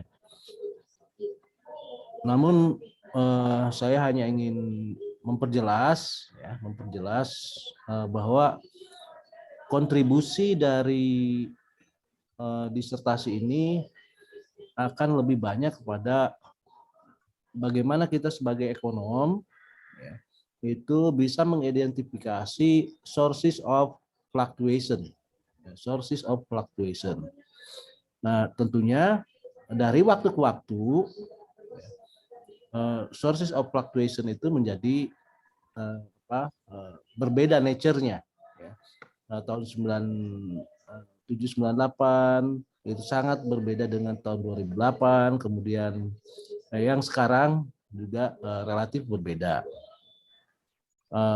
Oleh karena itu, policy response-nya juga tampaknya menjadi pertanyaan, ya kan? Apakah dengan sources yang berbeda atau sources of fluctuation yang berbeda, itu policy response-nya harus sama, mirip, atau bagaimana? Nah, itu yang akan menjadi evaluation ya ke depan. Nah, untuk itu saya ingin bertanya, apakah respons kebijakan moneter ataupun fiskal ya dari sisi makro itu dengan sources yang berbeda, bisakah kita melakukan respons yang secara qualitatively generik? Kira-kira itu pertanyaan saya, Prof. Nahrawi. Terima kasih. Terima kasih. Silakan, Prof. Venda untuk menjawabnya. Yang terhormat Bapak Iman Sukema PhD, perkenankan jawab pertanyaan yang Bapak sampaikan. Terkait dengan policy response, berbeda-beda sources of fluctuation, misalkan antara krisis Asia, itu karena lebih dominan karena ada public debt yang kemudian itu menjadi serangan spekulasi, kemudian menjalarkan nilai tukar. Kemudian di tahun 2008 itu sources-nya adalah dari global ekonomi, yaitu dari Amerika, ada subprime crisis. Nah, kemudian seperti yang pandemi crisis sekarang ini juga sources fluctuation-nya adalah berbeda. Nah, tadi terkait dengan pertanyaan Bapak, apakah satu kebijakan itu dengan sources yang berbeda itu bisa diaplikasikan? Terkait dengan respon kebijakan, itu tentunya juga disesuaikan dengan sumber guncangan pada saat krisis itu. Seperti misalkan pada saat krisis Asia, itu sumbernya berasal dari public debt, kemudian ada serangan spekulasi yang menyebabkan mata uang itu runtuh, kemudian menjalar ke variabel-variabel lain. Nah, karena likuiditas itu kering, maka kebijakan yang dilakukan adalah tight money policy. Tight money policy artinya sebenarnya pada saat krisis Asia itu seperti jatuh tertimpa tangga. Artinya di satu sisi itu nilai tukar itu terdepresiasi sangat tajam, inflasi sangat tinggi, tetapi di sisi lain itu pendapatan menurun sangat besar. Nah, sepertinya kebijakan yang dilakukan itu harus hati-hati karena ada ibaratnya satu kebijakan itu bermata dua. Untuk likuiditas yang kering itu pada saat itu sebenarnya saya sempat berpikir juga kenapa likuiditas kering tetapi suku bunga justru dinaikkan sangat tinggi karena memang waktu itu yang kering itu ada di posisi mana, apakah di posisi government ataukah di posisi negara. Nah, pada saat itu kebijakan yang dilakukan adalah pengetatan, artinya sebenarnya kondisinya itu udah kering, likuiditasnya itu kering tetapi lebih diketatkan lagi. Nah, tetapi ada prioritas lagi yang menjadi prioritas untuk segera diselesaikan adalah mengerem inflasi. Inflasi pada saat itu sampai 91% dan itu bersifat eksplosif, daya beli masyarakat turun. Nah, sehingga respon kebijakannya itu menyesuaikan dengan seperti tadi Bapak sampaikan itu sumber fluctuation-nya itu berasal dari mana. Nah, kemudian terkait dengan krisis keuangan global itu sifatnya lebih ke external shock sehingga antisipasi ataupun respon kebijakan di Indonesia itu lebih menyelaraskan dengan perkembangan yang ada di global. Pada saat itu misalkan kuantitatif easing dari ke Amerika, kemudian dari negara-negara maju, walaupun di ASEAN itu terdapat time lag. Pada saat krisis keuangan global itu sebenarnya dimulai dari Juli 2007, itu sudah mulai dari pada saat Bank BNP Paribas itu mengumumkan dia tidak bisa menyelesaikan untuk tagihan sektor keuangannya, sektor propertinya itu dari Juli 2007. Tetapi ternyata Indonesia waktu itu belum terkena dampaknya karena masih relatif bertahan, masih dalam kondisi yang baik. Nah, itu tidak terlepas dari antisipasi kebijakan seperti ada komite stabilitas keuangan dan lain sebagainya. Itu sangat berperan sekali karena itu lebih ke sumber gejolaknya itu. Ibaratnya penyakitnya itu orang lain yang batuk, tetapi bukan dari serangan masuk angin diri kita sendiri gitu. Sehingga treatment kebijakan itu yang dilakukan oleh pemerintah itu tentunya juga berbeda. Nah, seperti pandemi COVID tahun 2020 sampai dengan saat ini, itu tentunya treatment yang pemerintah lakukan itu juga berbeda. Seperti sekarang ini lebih menekankan kepada stimulus baik itu fiskal ataupun moneter. Karena apa? Karena memang dari sisi, kalau katakanlah tahun 1997 itu lebih ke supply shock, tetapi demand-nya juga. Kemudian 2008 itu dia lebih ke supply shock, tetapi demand-nya masih bagus. Nah, seperti sekarang ini kita melihatnya itu supply shock-nya kena, itu demand shock-nya juga kena gitu. Sehingga kebijakan stimulus itu dalam kerangka, misalkan sekarang ini kebijakan kuantitatif easing yang mirip-mirip seperti itu dilakukan dengan Amerika. Sehingga seperti saya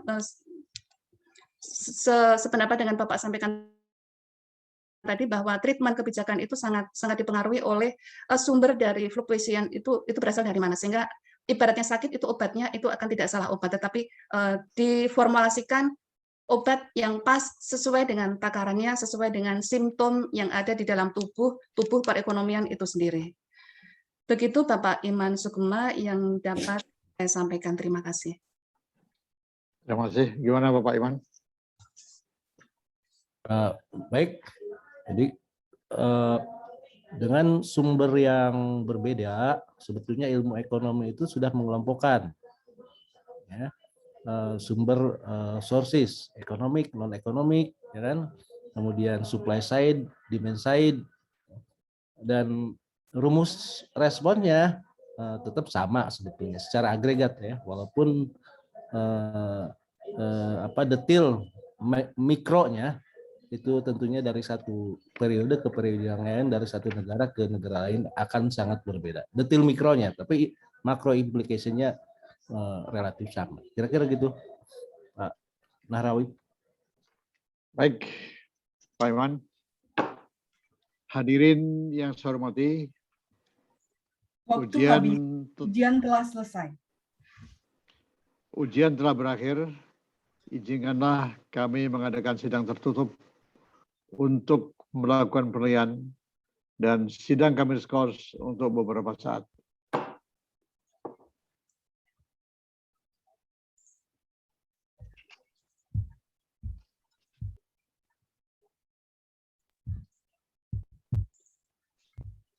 Tim penguji promosi doktor Universitas Indonesia meninggalkan ruang sidang menuju ruang sidang tertutup secara online.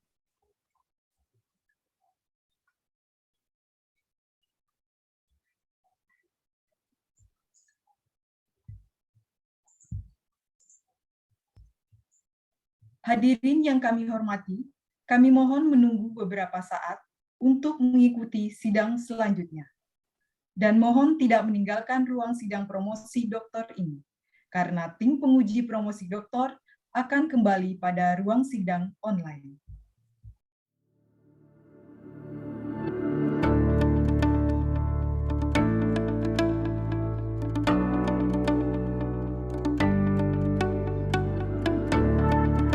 Program studi S3 Ilmu Ekonomi didirikan pada 1993 berada di bawah naungan Fakultas Ekonomi dan Bisnis Universitas Indonesia.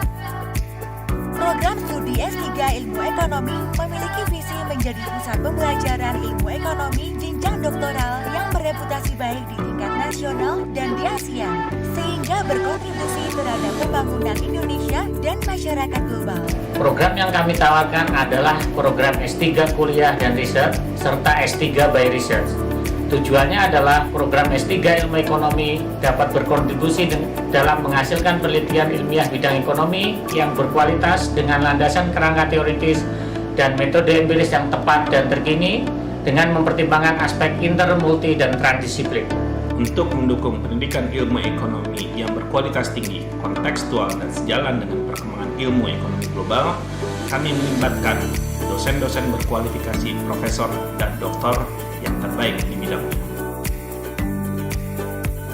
Beberapa klaster penelitian yaitu game teori lanjutan, keseimbangan umum dan pemodelan ekonomi dinamis, ekonomi pembangunan dan analisis kuantitatif, model ekonomi dan metode empiris untuk ekonomi makro, model ekonomi dan metode empiris untuk ekonomi mikro, metode eksperimen dan ekonomi perilaku, dan mikroekonometrika. Alumni kami tersebar hampir di seluruh wilayah di Indonesia, di berbagai kementerian atau lembaga, beberapa pemerintah daerah maupun lembaga internasional. Mengingat hal itu, secara langsung, program studi S3 Ilmu Ekonomi mendukung program pembangunan sumber daya manusia Indonesia yang unggul. Program doktor dari Universitas Indonesia, alhamdulillah ini sangat mendukung pekerjaan yang dilaksanakan, semua aktivitas yang dilaksanakan di Pusikat PPS. Dalam hal ini kita konsentrasinya adalah lembaga penyelenggara pendidikan dan pelatihan baik dari jalur degree maupun non degree.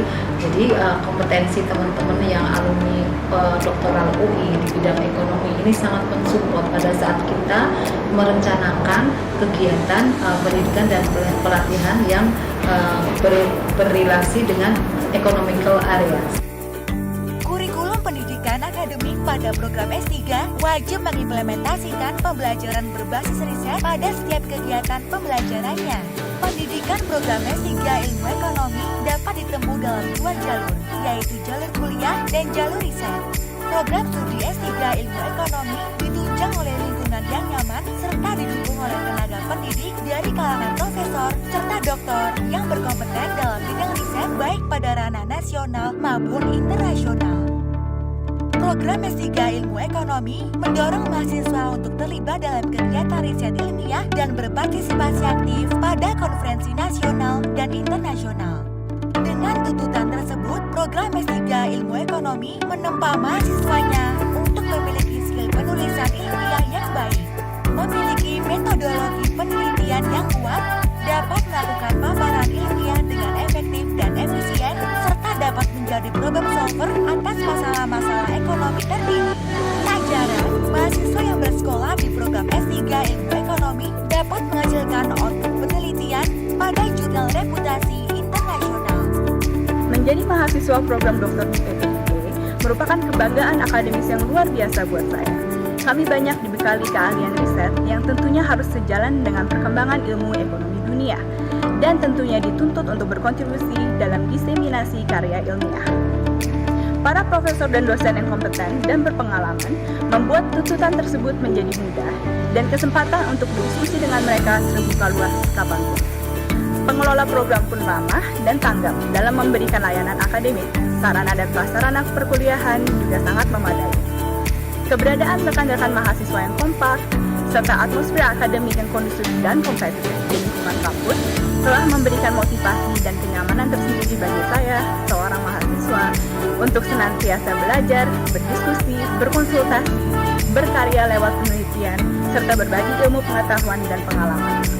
ITB itu memiliki para pakar-pakar bidang ekonomis tidak hanya di nasional tapi juga di kawasan, sehingga kita bisa dapat informasi, ilmu, pencerahan tidak hanya tentang teori ilmu ekonominya sendiri, tapi juga bagaimana teori itu bertransformasi menjadi sebuah kebijakan dan kendala-kendala dihadapi para pengambil kebijakan ketika menerapkan teori itu dalam keseharian di Indonesia. Terima kasih buat teman-teman, selamat menikmati dan enjoy kuliah di ITB. Terima kasih. Assalamualaikum.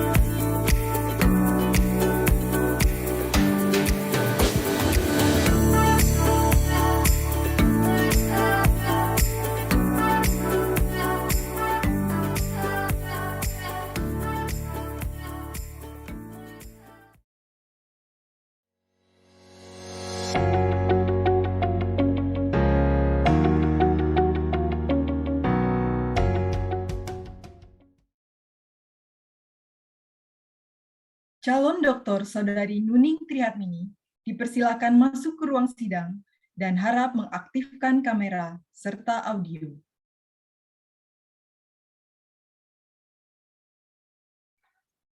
Sidang terbuka promosi doktor Universitas Indonesia. Dengan ini saya buka kembali.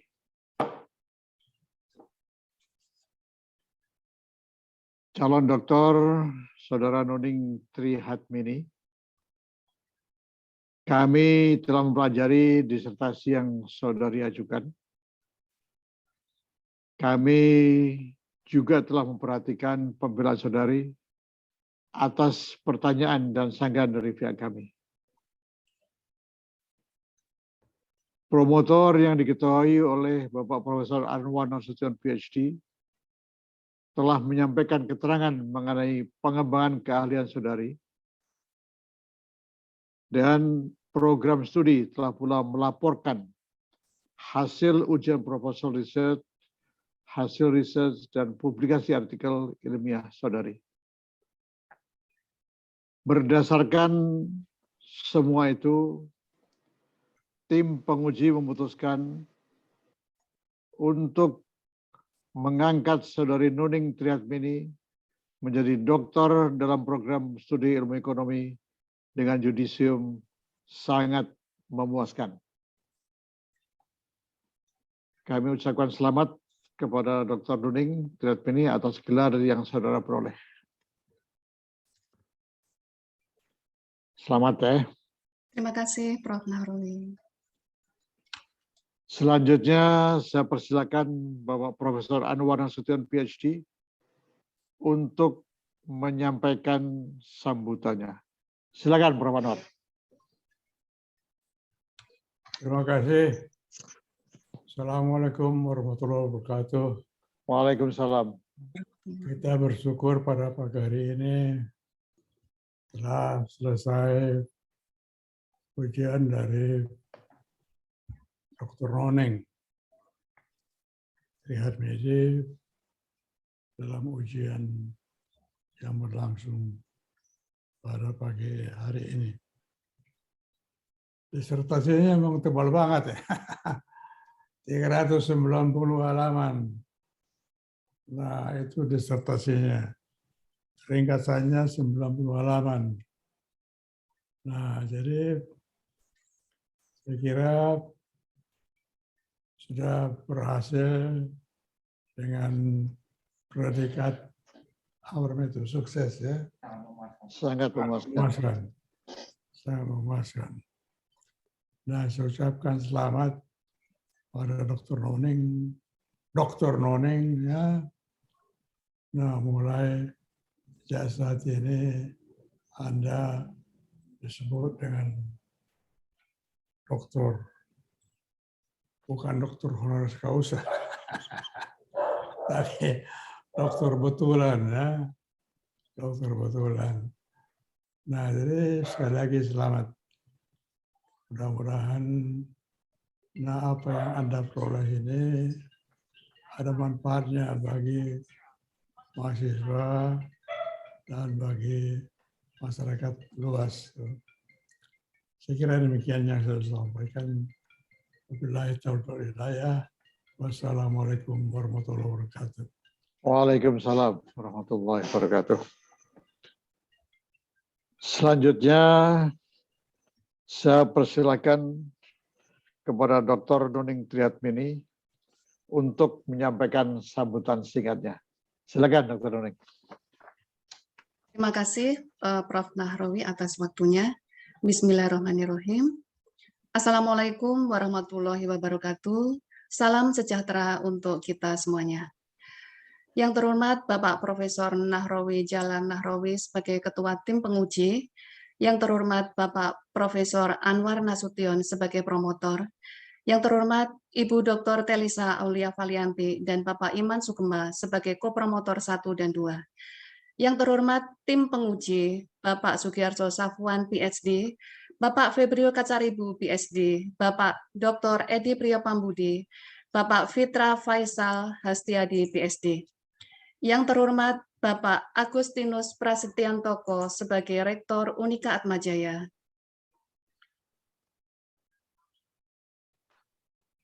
Selamat siang Pak Pras. Yang terhormat Bapak Irenius Dwinanto Bimo, selaku Dekan Fakultas Ekonomi dan Bisnis Unika Atmajaya.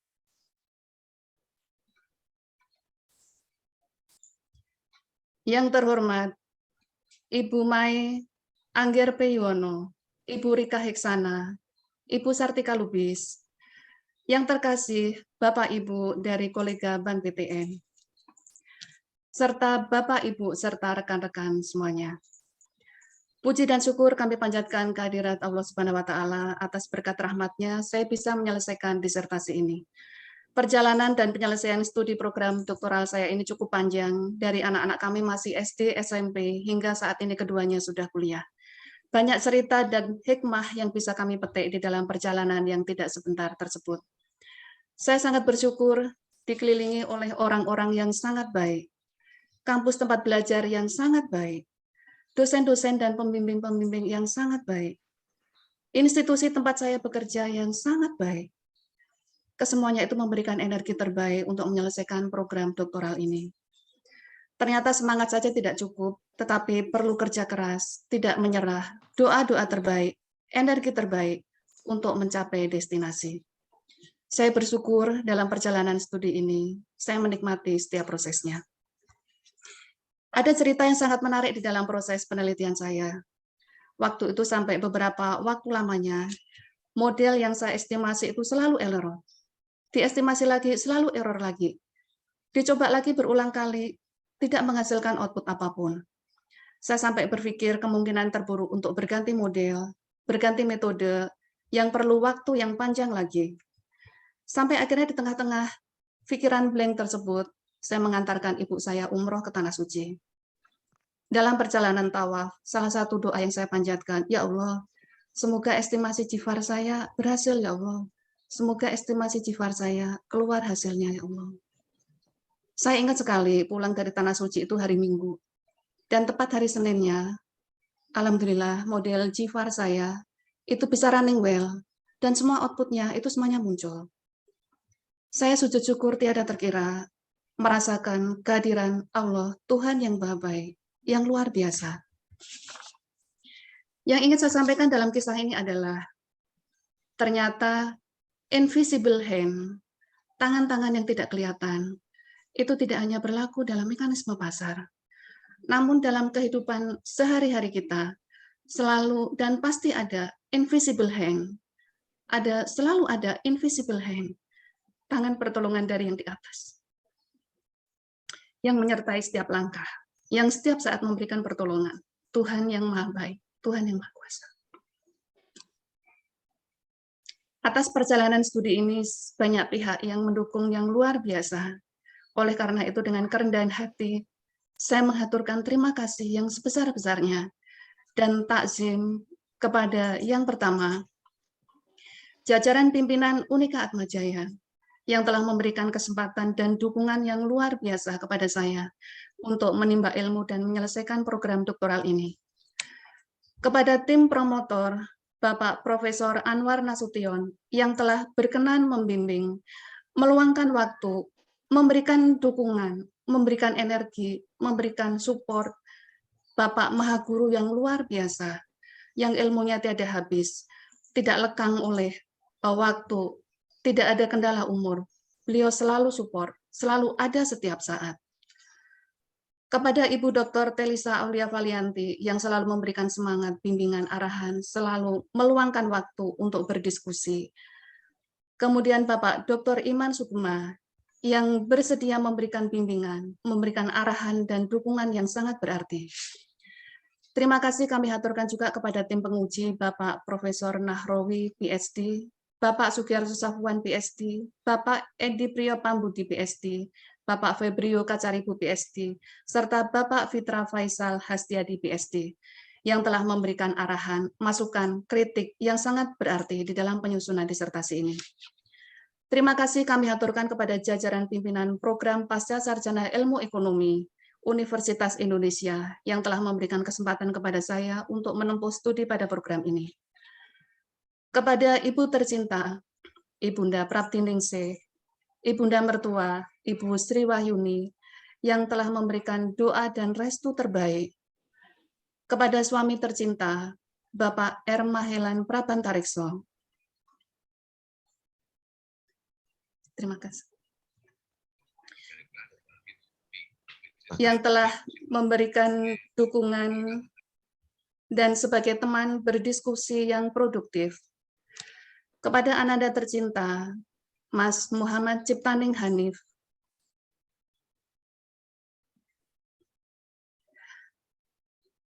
Kepada adik tercinta, di Felisa Prabaning Latifah, yang keduanya membuat semangat dan menularkan jiwa muda, serta memberikan hari-hari yang manis, yang penuh dengan insya Allah keberkahan. Terima kasih atas semua doa terbaik, atas segala kesabaran, dan terima kasih sudah berkenan untuk berbagi waktu di dalam penyelesaian disertasi. Kepada Bapak Ibu dosen PPIE yang telah menularkan ilmu, memberikan bimbingan dan arahan selama proses studi. Kepada rekan-rekan dan pimpinan dari Fakultas Ekonomi Unikat Atmajaya Jakarta yang senantiasa memberikan semangat, memberikan dorongan, memberikan support yang luar biasa. Atmajaya adalah keluarga kedua saya. Terima kasih kepada rekan-rekan, terima kasih kepada Bapak Ibu. Terima kasih telah memberikan kepada saya kesempatan untuk tumbuh bersama dengan Atmajaya, dengan Universitas Indonesia. Terima kasih atas segala semuanya. Terima kasih. Kepada rekan-rekan Sekretariat PPIE, kepada Mbak Mila, Mbak Yati, Mbak Mirna, Pak Wasdi, Bapak Ibu yang tidak bisa saya sebutkan satu persatu. Terima kasih atas segala bantuannya. Terima kasih. Rekan-rekan seperjuangan selama menempuh S3, Ibu Harmini, Pak Agus, Ibu Dian, Bu Isa, Mbak Irma, Mbak Dewi, Mas Luki Udadoni, rekan-rekan keluarga kelas 407 yang telah menularkan semangat yang luar biasa sebagai teman berdiskusi yang luar biasa. Kepada Mas Okta, Mbak Risna yang telah membantu di dalam proses penelitian. Terima kasih juga kami haturkan kepada Bapak Ibu para hadirin, Bapak Ibu yang tidak bisa saya sebutkan satu persatu. Terima kasih kami haturkan kepada semua kolega, semua pihak yang telah banyak membantu di dalam proses penyelesaian disertasi dan selama menempuh program S3 sampai dengan hari ini.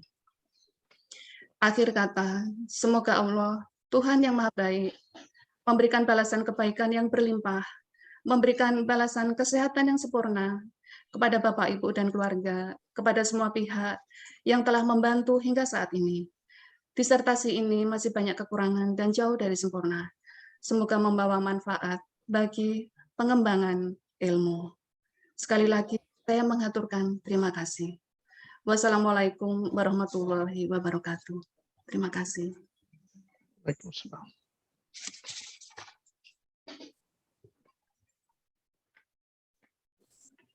Hadirin yang saya hormati, Dr. Nuning Trihatmini ini merupakan Doktor Ilmu Ekonomi Fakultas Ekonomi dan Bisnis Universitas Indonesia yang ke-127. Sekali lagi, atas nama pimpinan Fakultas Ekonomi dan Bisnis Universitas Indonesia, saya menyampaikan selamat kepada Dr. Nuning beserta keluarga besarnya, serta seluruh koleganya di Unika Atmajaya. Dengan demikian, ujian profesi doktor telah berhasil dilaksanakan, dan dengan ini sidang terbuka profesi doktor Universitas Indonesia saya tutup. Terima kasih.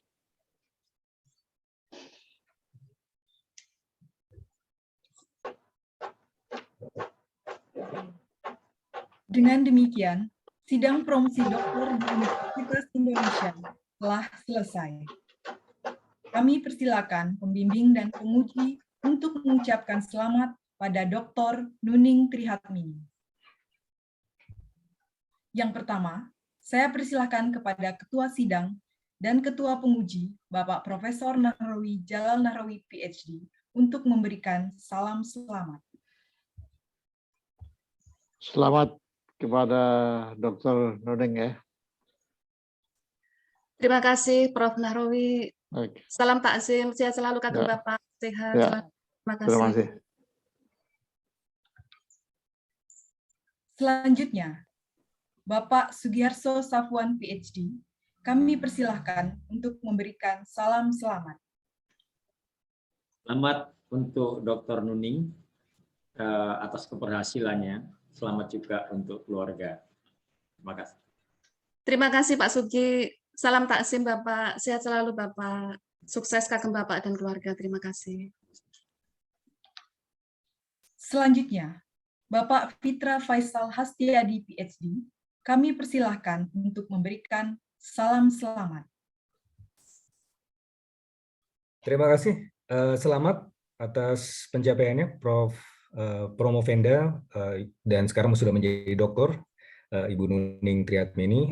Semoga ini menjadi fondasi buat lompatan karir berikutnya. Dari saya itu aja. Terima kasih. Terima kasih Pak Fitra. Sukses selalu buat Bapak dan keluarga. Terima kasih, sehat selalu. Selanjutnya, Bapak Dr. Edi Priyo Pambudi, kami persilahkan untuk memberikan salam selamat.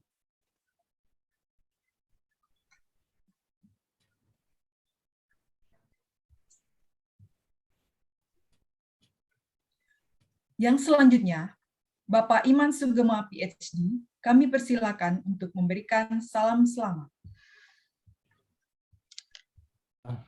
Bu Nuning, kami ucapkan selamat dan semoga title dokter menjadi barokah, ya, tidak hanya untuk diri sendiri, tapi juga untuk keluarga, untuk kampus UI maupun Unika, serta halayak akademik yang lainnya.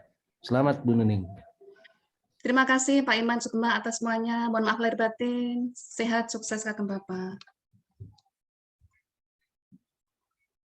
Kemudian, Ibu Dr. Telisa Aulia Valianti, kami persilakan untuk memberikan salam selamat.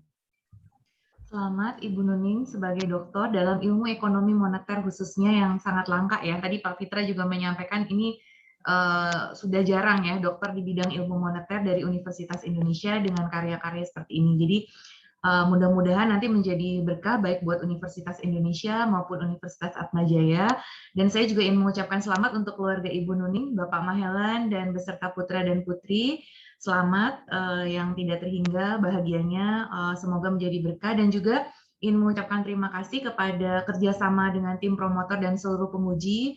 Terima kasih sekali atas masukan kepada disertasi Ibu Nuning. Terima kasih kerjasamanya untuk guru besar dan guru kami juga, Bapak Profesor Anwar Nasution, juga kepada Bapak Iman Sugema sebagai tim kopromotor. Kemudian juga kepada Bapak Ibu penguji semuanya, dan juga tentunya dari rekan-rekan dari PPIE. Kami juga dari tim kopromotor mengucapkan terima kasih. Sekali lagi selamat Ibu Nuning, semoga nanti karirnya juga semakin sukses dan tidak berhenti berkarya. Terima kasih.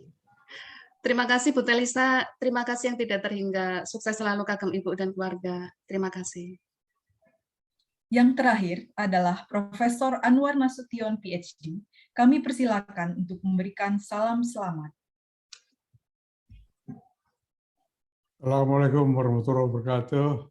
Waalaikumsalam warahmatullahi wabarakatuh. Sekali lagi saya ucapkan selamat atas Anda menjadi dokter pada hari ini. Mudah-mudahan ini ada manfaatnya bagi keluarga, bagi kampus, dan bagi bangsa. Saran saya adalah agar supaya disertasi Anda ini bisa dipublisir, supaya masyarakat luas bisa membaca ya, terutama rekan-rekan dari kampus bisa membaca apa yang telah Anda teliti, apa Anda telah lakukan, dan juga mereka bisa belajar dari hasil pekerjaan Anda ini. Saya kira itu saja saran saya. Sekali lagi selamat. Mudah-mudahan bisa ini diterbitkan ya untuk bisa dimanfaatkan bagi masyarakat luas. Terima kasih. Wabillahi taufiq wal hidayah. Wassalamualaikum warahmatullahi wabarakatuh. Waalaikumsalam warahmatullahi wabarakatuh. Terima kasih Prof. Anwar. Saya sekeluarga mengaturkan terima kasih yang tiada terkira kepada Bapak saya, Bapak kami, guru kami, Maha Guru kami. Terima kasih atas Bapak sudah menularkan semangat, memberikan inspirasi yang luar biasa kepada kami untuk tetap berkarya, untuk tetap berkontribusi. Kami mendoakan semoga Bapak sehat selalu, panjang umur yang penuh berkah, sehat-sehat, dikaruniai keberkahan dan kebaikan yang berlimpah untuk Bapak dan keluarga. Terima kasih, Prof. Anwar, kami mengaturkan sekali lagi terima kasih. Terima kasih. Ketua sidang, tim promotor, dan tim penguji sudah dapat untuk meninggalkan ruang promosi. Tetapi jika berkenan, dapat tinggal bersama untuk ramah tamah dengan para tamu. Akhir kata, kami ucapkan selamat siang dan terima kasih untuk Bapak dan Ibu yang sudah dapat meluangkan waktunya untuk dapat menghadiri secara online ujian promosi doktor Fakultas Ekonomi dan Bisnis Universitas Indonesia. Izin live, Bu. Terima kasih Bapak Ibu semuanya. Terima kasih Prof. Narwi. Selamat ya Bu Nuning. Selamat Bu Nuning. Terima kasih Pak Bimo, terima kasih Bapak Ibu-nya.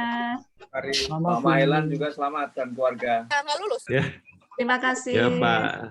Apa kabar Pak? Baik Pak. Pak Pras, sehat selalu. Pak Imam, makasih Pak. Gambarnya ya. Bu Nuning selamat. Selamat. Terima kasih. Terima kasih. Terima kasih. Kami berikan waktu bagi para tamu. Terima kasih. Selamat ya Bu Nuning. Terima kasih Bu. Terima kasih Amin. Terima kasih Ibu. Bu Ita. Selamat Bu Nuning. Siang Pak Mahlan. Terima kasih Bu Intan. Sukses ya Bu ya. Amin amin Bu Intan. Senang Terima banget kasih deh. sudah berkenan. Amin. Terima kasih Ibu. Ya, selamat ya Bu Nuning ya. Semoga berguna Bu. Amin. Terima Ya, kasih nanti- Bu Ita. Iya Bu, Selamat, Ibu Nuning. selamat. Selamat, Pak Mahlan. Saya udah masukin di grup Rusia Bu. Motonya tadi Makasih Mbak Bulan, makasih Mbak Bulan. Selamat Bu Nuning, sukses Makasih ya. Bu Ana, makasih Bu Ana. Terima kasih. Ibu Nuning sukses ya. Makasih Mbak Masarina. Terima kasih Mbak. Akhirnya, iya. Terima kasih atas bantuan Mbak Masarina. Sama-sama Bu Nuning. Ya, terima kasih semuanya. Selamat ya Bu Nuning, keren sukses. Mudah-mudahan Makasih berkah Mbak ke depan, Irma, sukses ya. amin. Makasih udah. Makasih Ibu Lina Novi. Terima kasih Pak Agus, makasih. Selamat Bu Nuning. Semoga Makasih Mbak berkah Titi, amin, amin. Amin. Makasih sudah berkenan hadir. Makasih Mbak Wulan. Atur nuwun. Makasih Mas Novan, Mbak Gebi, Mas Bambang Karto, Pak Stan. Makasih. Makasih Mbak Bene. Terima kasih semuanya. Bu Nuning selamat ya. Makasih Bu Dini. Terima kasih. Selamat ya. Makasih Bu Susi. Matur nuwun. Amin. Makasih Pak Zainal. Salam buat Pak Sugiarto, temanku. Makasih Bu Susi.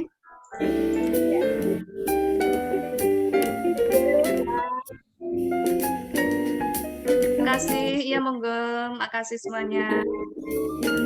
Terima kasih Ibu Diah, Ibu Diah. Sekali lagi sukses ya Bu Nuning ya.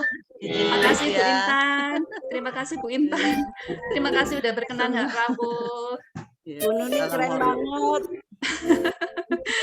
Lama banget Bu saya ini baru lulus. Tapi keren Bu, keren banget, sumpah keren. Keren, mantap Bu Nuning mah. Mantap. Makasih Mbak Titik, makasih. Ikut bangga Ibu, ikut bangga. Makasih, terima kasih. Insya Allah suatu saat kita amin, makasih Bu. Jadi kangen pengen ketemuan Bu. Iya dong Bu Nuning sibuk, kangen. Iya Bu. Ayo ketemu yuk. Pantesan Insya Allah. Ibu kok menghilang gitu, ternyata lagi sibuk. Sibuk duduk Bu, setiap hari duduk melulu pekerjaannya. Sekarang udah lega ya Ibu ya. Alhamdulillah ya Allah, alhamdulillah ya. Semuanya indah pada waktunya. Iya, betul Bu. Semuanya Itu selalu sabar, prosesnya. itu keren banget. Tenang ya, bawaannya tenang. Iya, Hebat benar. Bu Nuning mah. Iya, terima kasih. Panas dinginnya nggak kelihatan Bu. Tapi kan dari suara kelihatan Bu, dari wajah. Iya, Hebat. iya. Biarpun kita tidak begitu paham. Nuning izin Tapi lift tadi ya. lancar banget. Ya izin ya, Moga-moga, sampai terima ketemu Bu. kasih. Terima Bu sampai Nuning ya, ketemu sukses ya. Bu. Amin, Terima makasih Bu Intan, Mbak Sampai Bu ketemu. Ita, Mbak Wati, terima kasih Bu Wulan, Mas Adli, terima kasih Mbak Hana, Pak Zainal, Pak Agus, Pak Hanswi, terima kasih Pak Hanswi, Ibu Rizka, terima kasih Mas Novan, Pak Hanswi, terima kasih Pak Hans. Bu, selamat ya Sehat, Bu. sukses selalu. Matur nuwun Pak, terima kasih Pak Hans. Penyusul Bu. Pak Hans bentar lagi. Ya, makasih Bu. Terima kasih Pak Hans. Makasih Mas Bambang Karno atas supportnya, setia mengikuti. Terima kasih. Terima kasih Mbak Wulan, matur nuwun Mbak Wulan. Terima kasih semuanya. Selamat ya Mbak Nuning ya. Makasih udah Doni, makasih. Selamat ya Bu. Bu Rizka, makasih Bu Rizka. Sehat Ya, sukses Ibu. selalu. Berkah ya, Bu, Makasih. ilmunya, Ibu. Amin, amin. Sukses Bu Rizka dan keluarga. Siap Ibu.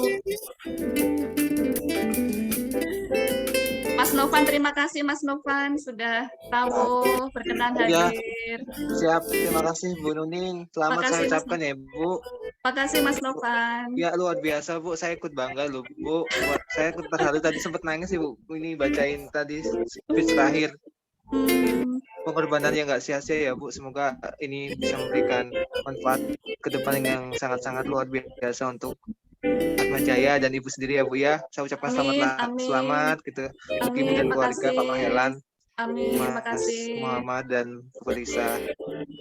Makasih Mas Bu Novan dan mah diundang ya Bu, mengikuti masih ingat ini. saya Bu. Mas Novan mah ngikutin saya melewati hujan dan badai itu Mas Novan tahu banget.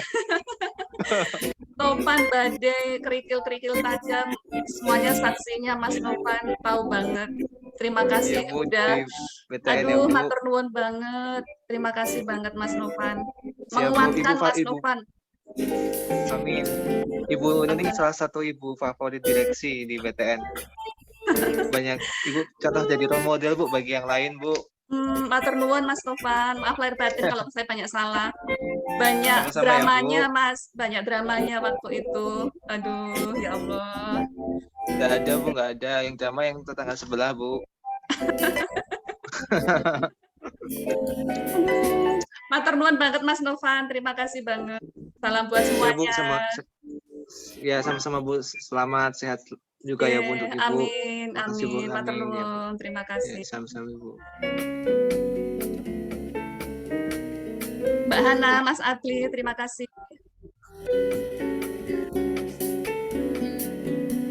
Pak Mas Hudi dari PPIE, semuanya yang sudah menyiapkan acara hari ini, terima kasih, terima kasih, terima kasih. Selamat ya Bu. Terima kasih. Mohon maaf jadi tak repoti ini. Mbak Restiana, terima kasih Mbak Restiana.